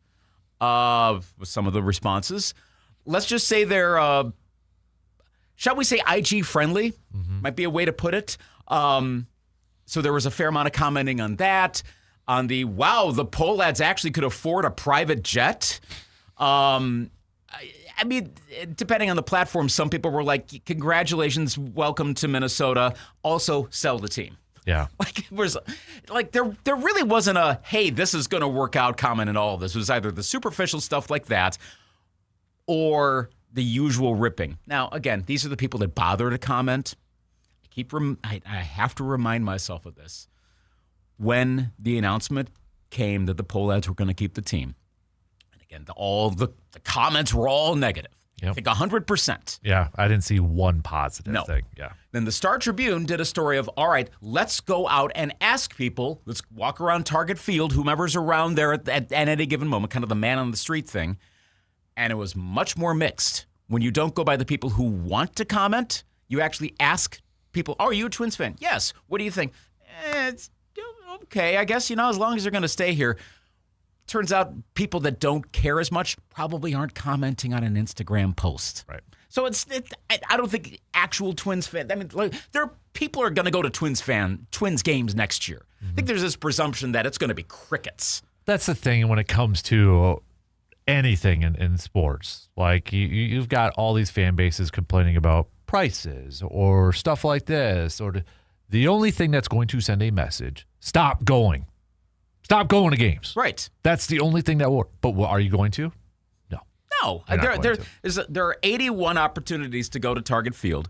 I try to remember if it was, I think it was, maybe I mentioned this before, Aaron Gleeman from The Athletic on their Gleeman and the Geek podcast mentioned that it looks, if that's where I heard it, they said that how are the Twins going to sell next season promotionally? Like, I've already been wondering, do they conveniently cancel Twins Fest and the caravan that they do? It's like, oh, weather got in the way. Darn it. How do they promote this? The promotion's going to be how awesome it is to watch a baseball game at Target Field. Well, that's about as generic as you can get. It doesn't matter if the team is an 0-162 team. You're still get to watch it. You've been to Target Field. That's a really good selling point. That stadium has been praised a lot. That's what they're going to lean into that for now. This does have shades of the Brewers in the mid-aughts. Do you remember the, hey, we're going to try promotional thing? They flat out acknowledged, we suck, and we're not going to be good this year. We're going to try as hard as we can. I don't think I've ever seen a team really do that. It's kind of like that, only, of course, that went a step further. Other thing to remember, too, and I've been reading through it. I just saw it in my pile of books or my bookshelf the other day. I'm down in the Valley. The book on County Stadium that came out in 2001, after County Stadium's tenure was done. I don't know if you remember that book, but it was the history of the stadium. So I'm just reading through it. I'm like, wow, I've never actually read this book. I've had it for a quarter century. How about I read it? And I forgot, or I didn't know, old fans probably would remember, Bosold probably would remember. The Braves in the 60s, just before they left, were probably, they were drawing about, how would I average it out? I think they were having about 1,000 a game in the latter years, plural. Attendance was horrible. You hear about Target Field, no one's there. There's still maybe 3,000-4,000. Some of those games were in the hundreds. Some of the last games in Boston before they moved to Milwaukee, I think they said 281,000 attended. I remember trying to do the math on that. So 281,000 divided by, at that point, it was 154. Or, actually, no. That'd be half of that. You're right, yeah. And you're down to, again, about 1,000 a game. We're going to games at Braves Field before they moved to Milwaukee. Then, of course, it's sellouts, but that dwindled too. It's been way worse in history. There's going to be more people that'll show up at Target Field. If the Brewers go through a rough stretch, there'll be more people that show up. A lot of people will still go to games because there's other reasons to go to games. It's the food, it's the family stuff, and that will still hold up. On the field, though, I really hope that Shelton can, bring back some fundamentals and stuff with a younger team. But I'm not optimistic, and I'm not alone on that. Yeah. Just what it is. All right. I'll tell you what, I want to take a quick break. How many of you have YouTube TV, by the way? Just kind of do an informal poll. Hit me up with a text or message or such. We're going to talk a little bit about some of the drama surrounding that. So, a little business of sports, a little throwback to that. Quick break. We'll be back in just a couple minutes.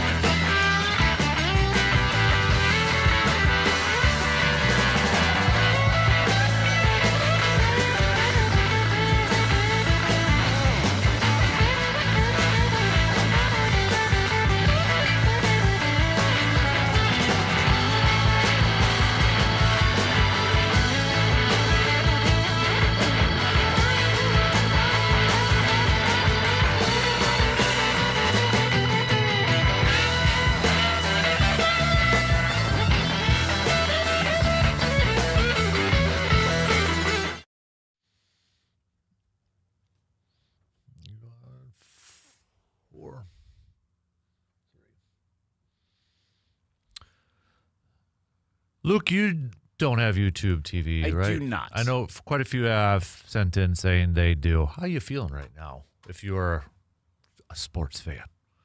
Now, we've heard these blackouts or negotiations before, but this one seems to be kind of taken a little bit more of a public I'm persona. surprised it hasn't been resolved, honestly. Right. I mean, you've got ESPN employees calling out ESPN, Pat McAfee, which he hasn't been afraid to do so Shocker. before. But, it's obviously it's affected if you want to watch Monday Night Football, which last I checked, Packers play Monday nights. Yeah. Though, conveniently, that one happens to be on ABC as well. There, you got lucky on that one. So, Packers fans, don't worry if you've got YouTube TV, you've probably already done the research on that and gone, okay, I'm going to be fine next Monday night. Mm-hmm. But it depends on what all other stuff you want to watch. There's a lot of college football you cannot watch. Mm-hmm. I don't know when this is going to get resolved. I'll just say T-Wolves are on ESPN tonight. That's true. Against the Knicks. So Ant, his likely return, I know that was based on the quotes yesterday from Chris Finch, he's probably going to be back just in time for the Madison Square Garden showcase.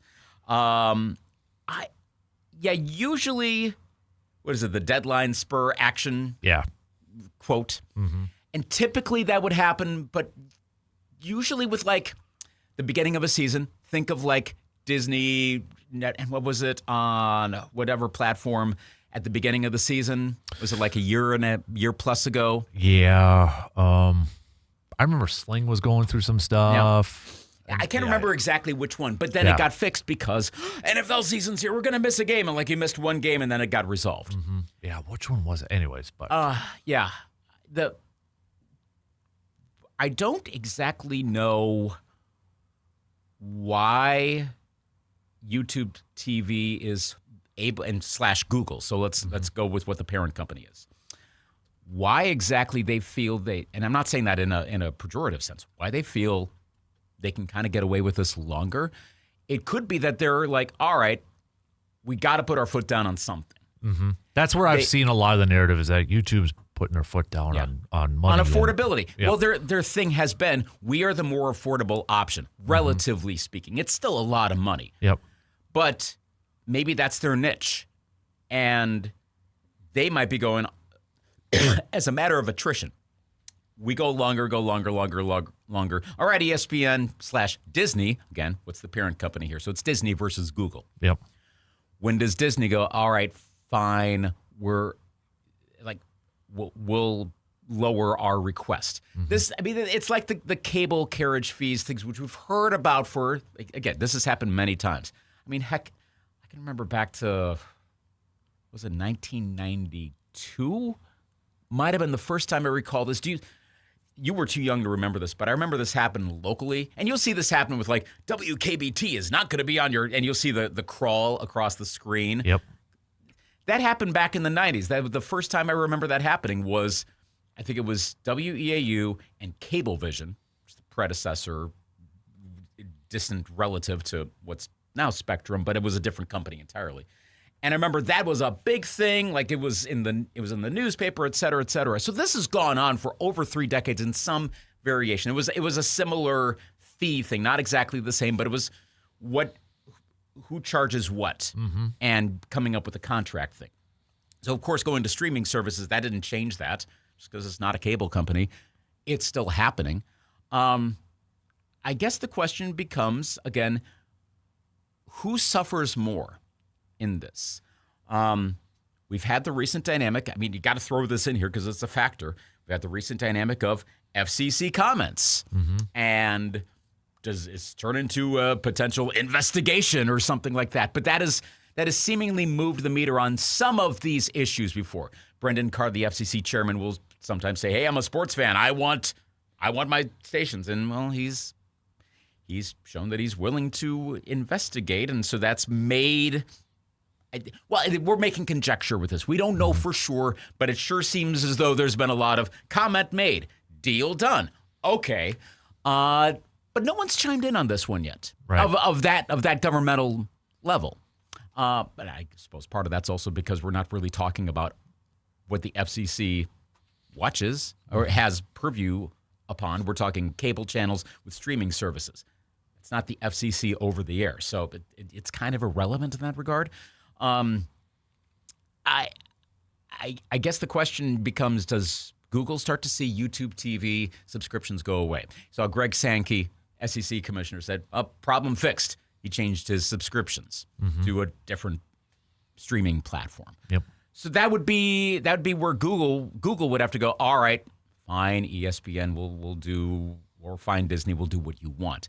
Conversely, if they're not losing subscribers, then Disney's going to have to go, all right, we're going to lower our dollars. Yeah. Again, was this the exact reason? I don't know, but we saw in the whole Jimmy Kimmel thing. So Jimmy Kimmel suspended. Like, how long is this going to go? Is this going to be permanent? Find out later on, there were a lot of Disney cancellations in the wake of that. Was that the reason why Kimmel came back on relatively quickly from his suspension? Don't know exactly, but the numbers were pretty dramatic. So that might have been one to Disney going, yeah, we know what y'all are saying, but we're losing dollars now. We have to bring Kimmel back. Take it out of a societal thing. Could that be what happens here too?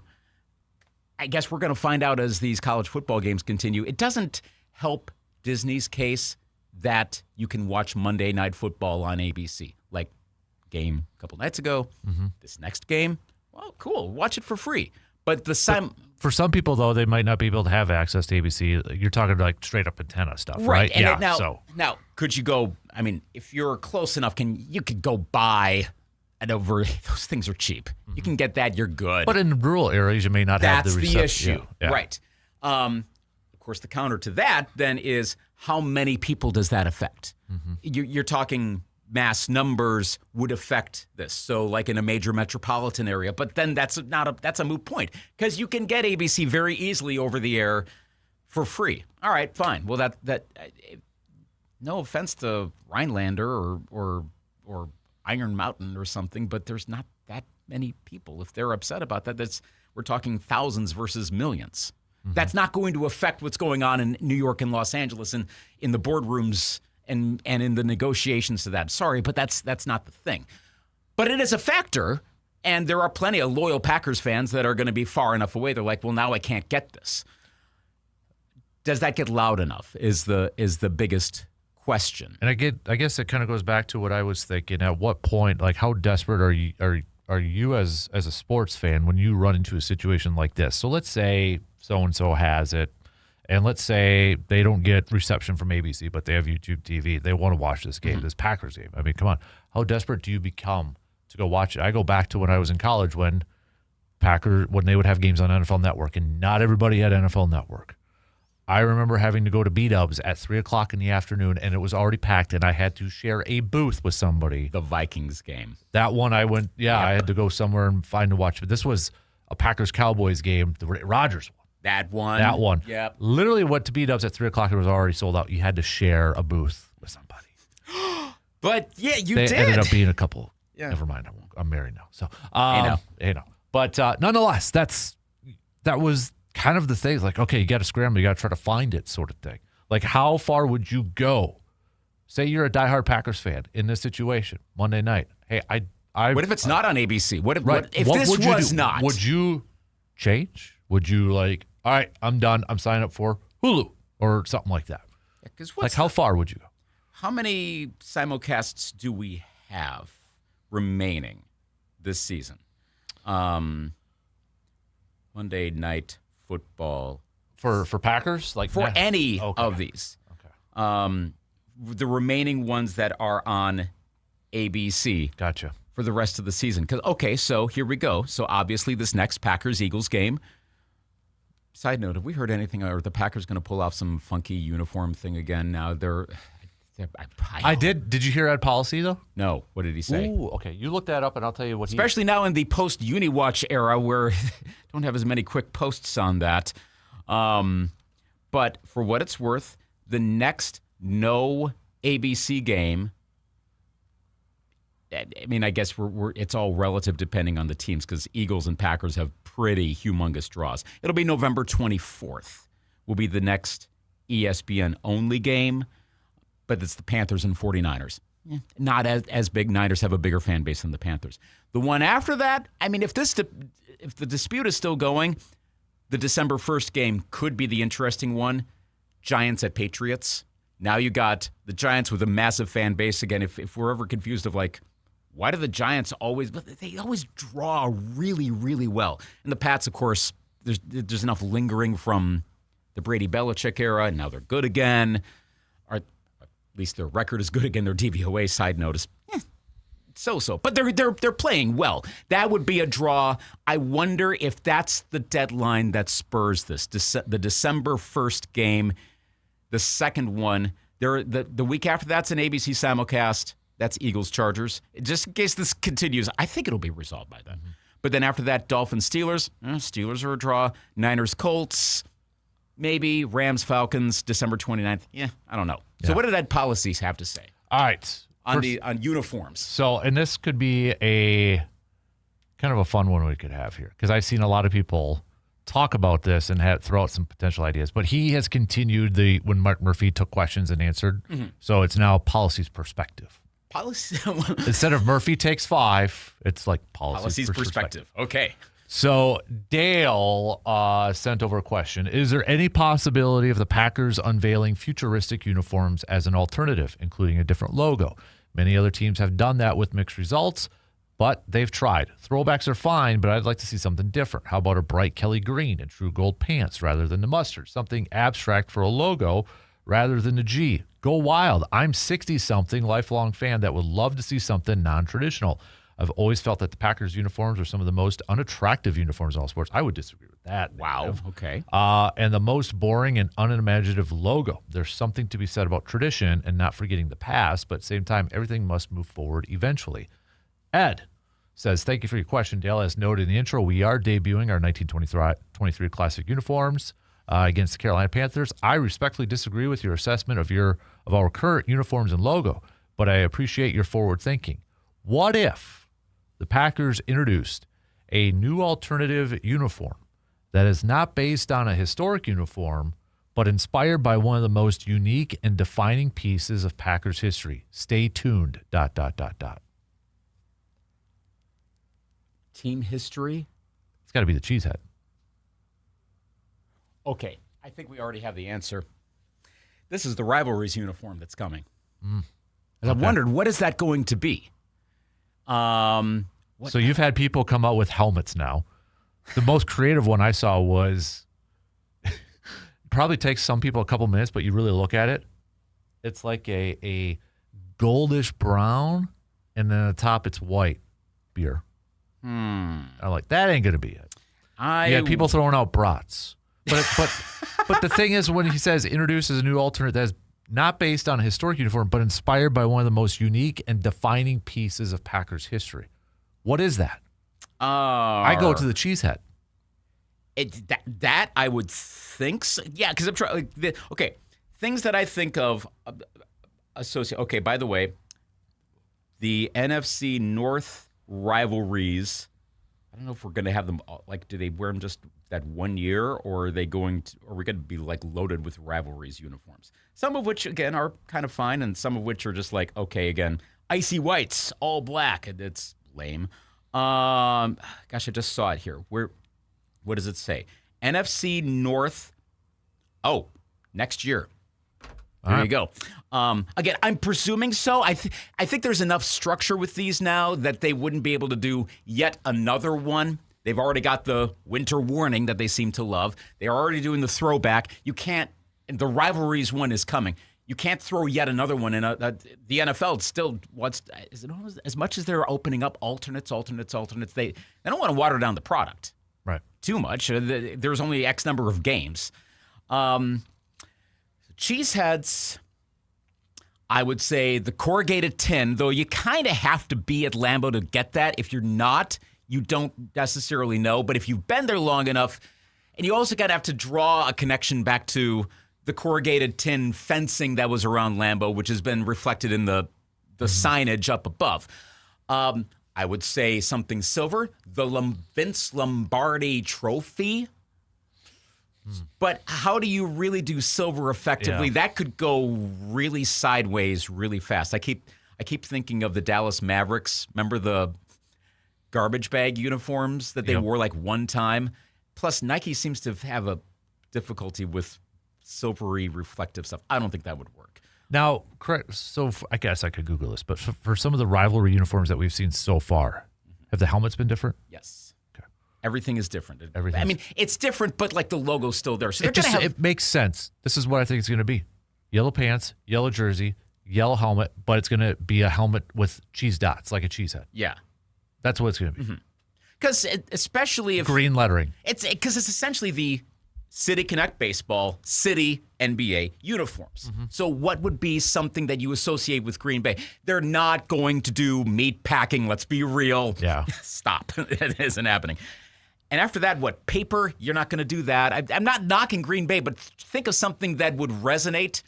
They're not doing beer because they want kids to wear this, so that's going to be a thing in there. This is merchandising, folks. Yep. Come on. Yep. You don't have as many options as, like, that does create an interesting question for Milwaukee when they do come up. I know they got Brew Crew, but they've already, I mean, the beer part is already kind of baked in, for lack of a better term. You don't have the options like, say, in the Twin Cities where I'm already looking forward to / dreading the inevitable Prince one. I mean, it's so lazy, but you know that's probably someone's already proposing that. I mean, the T-Wolves already brought that back for their city reboot. Now the NBA's run out of ideas. Shocker. I think the Cheesehead one is the one. I think it is Cheesehead. Or what else would it be for Packer history? Or they plaster a big old piece of paper on the side and they say, that's our stock. A big stock thing? A big stock. Or it says, or the helmet says owner. That would be, wow. I don't think they'd, but the Cheesehead thing almost seems comical. Yeah. But I think that would be the answer. Because what else would it be? Lambeau Leap? So would they be a big piece of padding?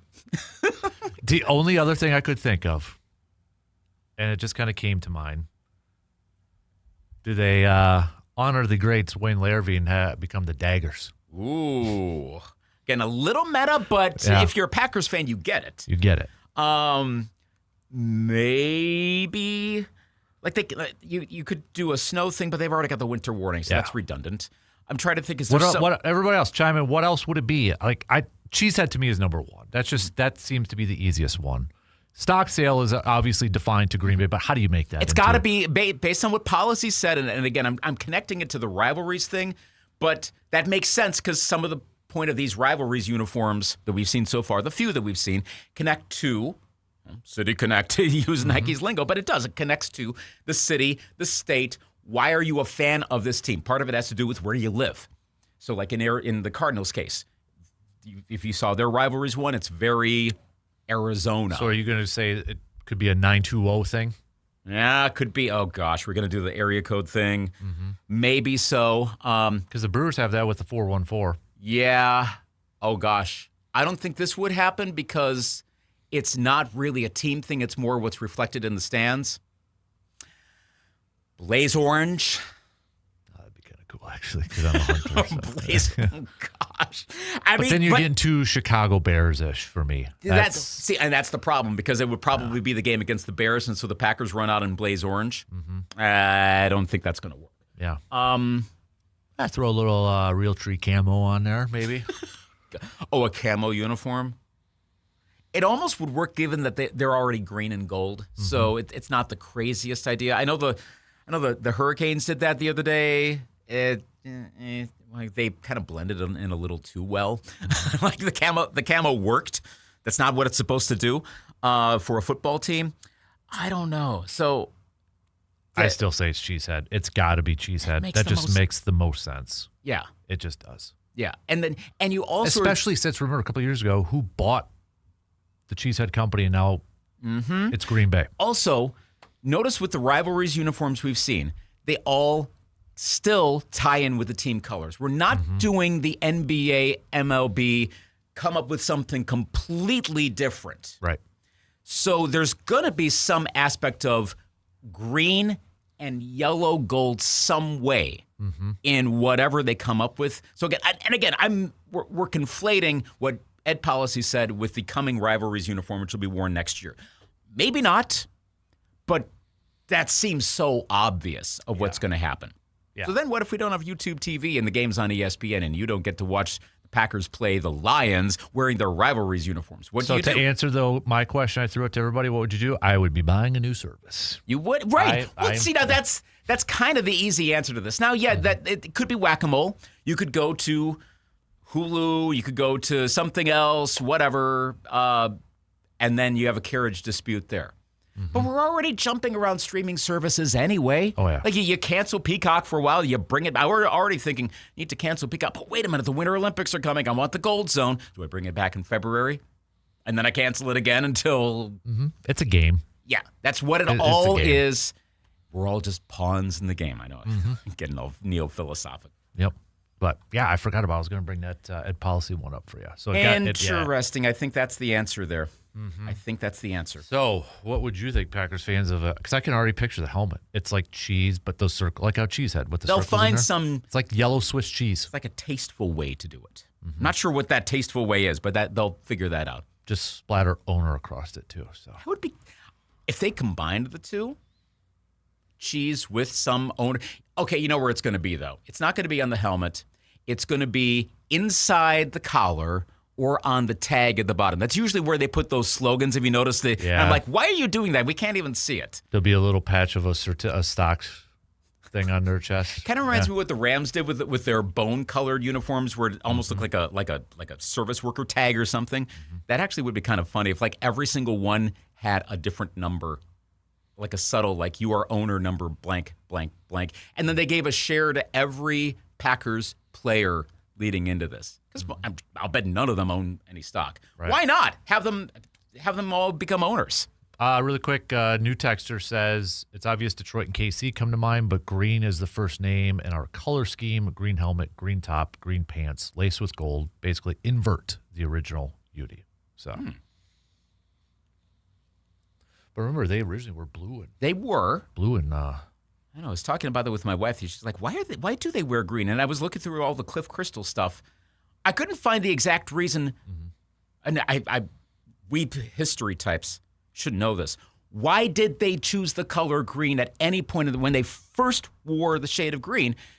And I couldn't find what that was, other than, well, at some point then it must be just that they're Green Bay. We know why it was blue and gold. It was the Notre Dame. Notre Dame, yeah, because Curly Lambeau went over there too. So right, yeah. but why they chose the shade of green? And I figured, well, it's got to be because they're in Green Bay, so it makes sense you wore green. It was a partially influenced by Gene Ronzani, who famously stated, "We are the Green Bay Packers." So there you go. So essentially, that's what it was. Yep. So interesting. And that's when they did have the Kelly Green jerseys. Remember, I have one of those things where it has the different jerseys on there. Yeah, that was the Kelly Green ones. So, all right, we got to take a quick break.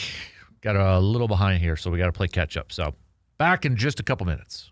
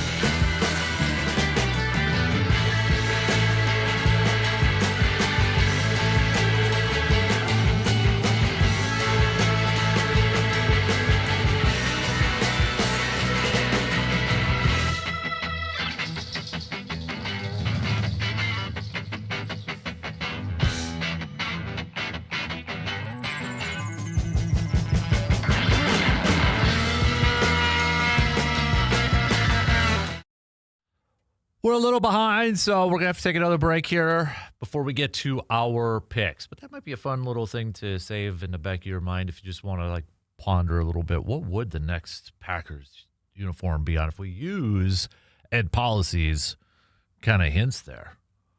What's something iconic from Packers history that would be involved in a New Jersey? I still think it's the cheesehead. I think it's still the cheesehead. That one makes too much sense. So, yeah, I got a few people coming in saying, although I saw this one was from Kevin, I saw the beer one online. If they actually made that in a helmet, I would buy that helmet, but no way they would do that for, like you said, merchandise and for the kiddos. Otherwise, a lot of you saying you probably think it's going to be the cheesehead. So, yeah, I agree. I think it's going to be that. It's going to be interesting to see how it looks too. Or maybe really overthinking this whole thing.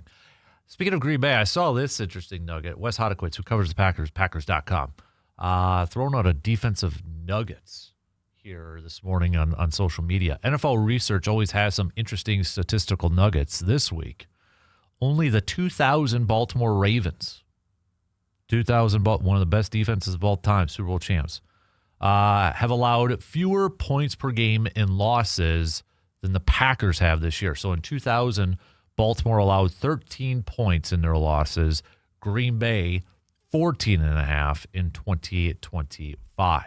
The 2025 Packers have allowed the fewest total yards per game, passing yards per game, and opponent's passer rating, which is 53, in losses of any team in the last 20 seasons. Does that tell us anything? Maybe it puts a little bit more pressure on the offense to be able to put up some more points, put up some more success. Or I shouldn't say put up more success, but puts more pressure on the offense to be able to help out their defense and come away with wins. Are they? I should say I can't wait. I'm preparing for myself if this season falls short of a Super Bowl championship for Green Bay. Are we going to say, did the offense waste an opportunity with a potentially historic defense? Are they right now at this current point? Is the offense wasting an opportunity here for a historic defense from Green Bay? We got a half a season yet to find out. All right, we got to take our final break, and then we got picks to wrap it up here this morning. Any final thoughts? Any final tell me I'm wrongs? Let me know. Text it on over, 715-830-1912. Quick break. We'll be back in just a couple minutes.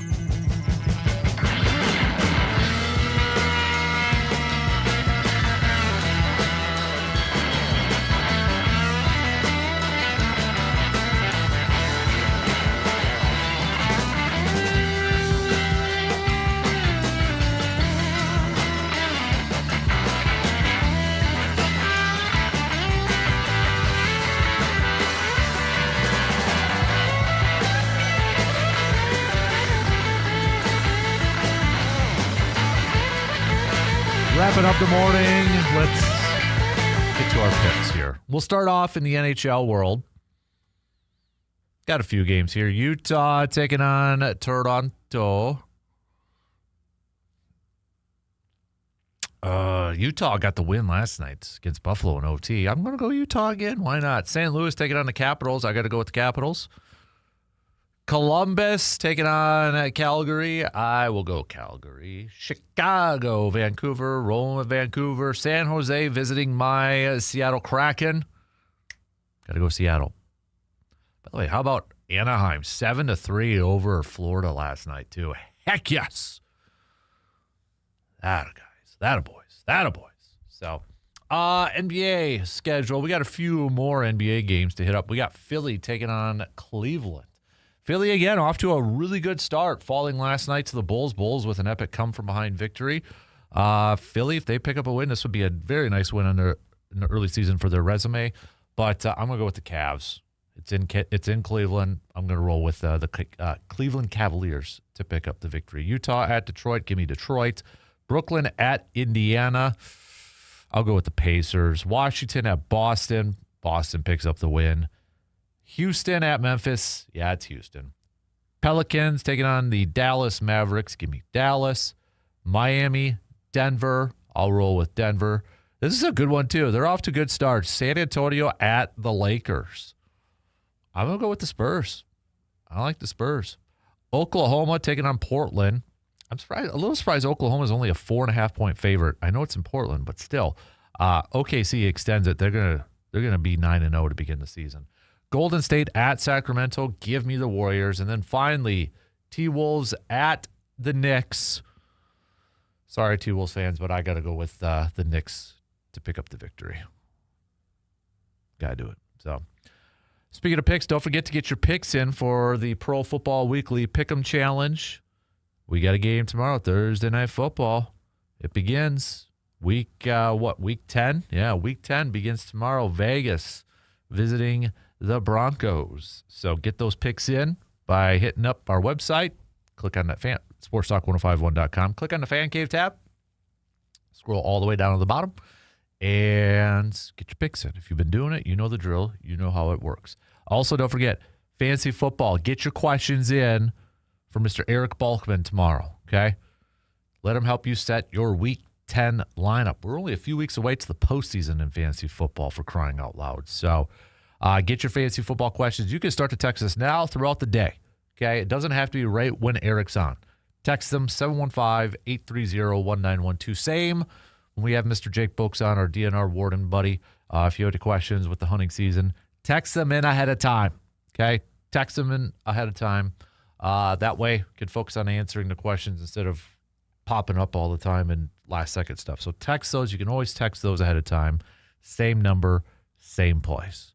Okay? So we'll hit those up. We'll talk with Jake tomorrow. We'll talk with Mr. Balkman tomorrow with a little fantasy football. So getting set for Week 10. Already double digits for the NFL season. Man. College basketball, we got a lot of games in action tonight, too. I probably should have picked some of those. We got Marquette in action. Yeah, I'll go with Marquette tonight. So, Marquette picks up the win. Early season games, Southern Jaguars. Going with the Southern, they're going up against the Southern Jaguars. Okay. So, Badger basketball, they're going to be, let me bring it back up here. I had a huge brain fart when they're back in action. They are going to be Friday, Northern Illinois. So 3 more games at the Kohl Center. Northern Illinois, Ball States, SIU, Edwardsville, and then that Friday, November 21st game, the Friday before the opener, that big one against BYU. Afternoon game, too. So, all right, that's going to do it for us. Big thanks for hanging out with us for a few hours this morning. Same place, same time tomorrow morning. Let's do it again, all right? 6 a.m. We'll talk to you then.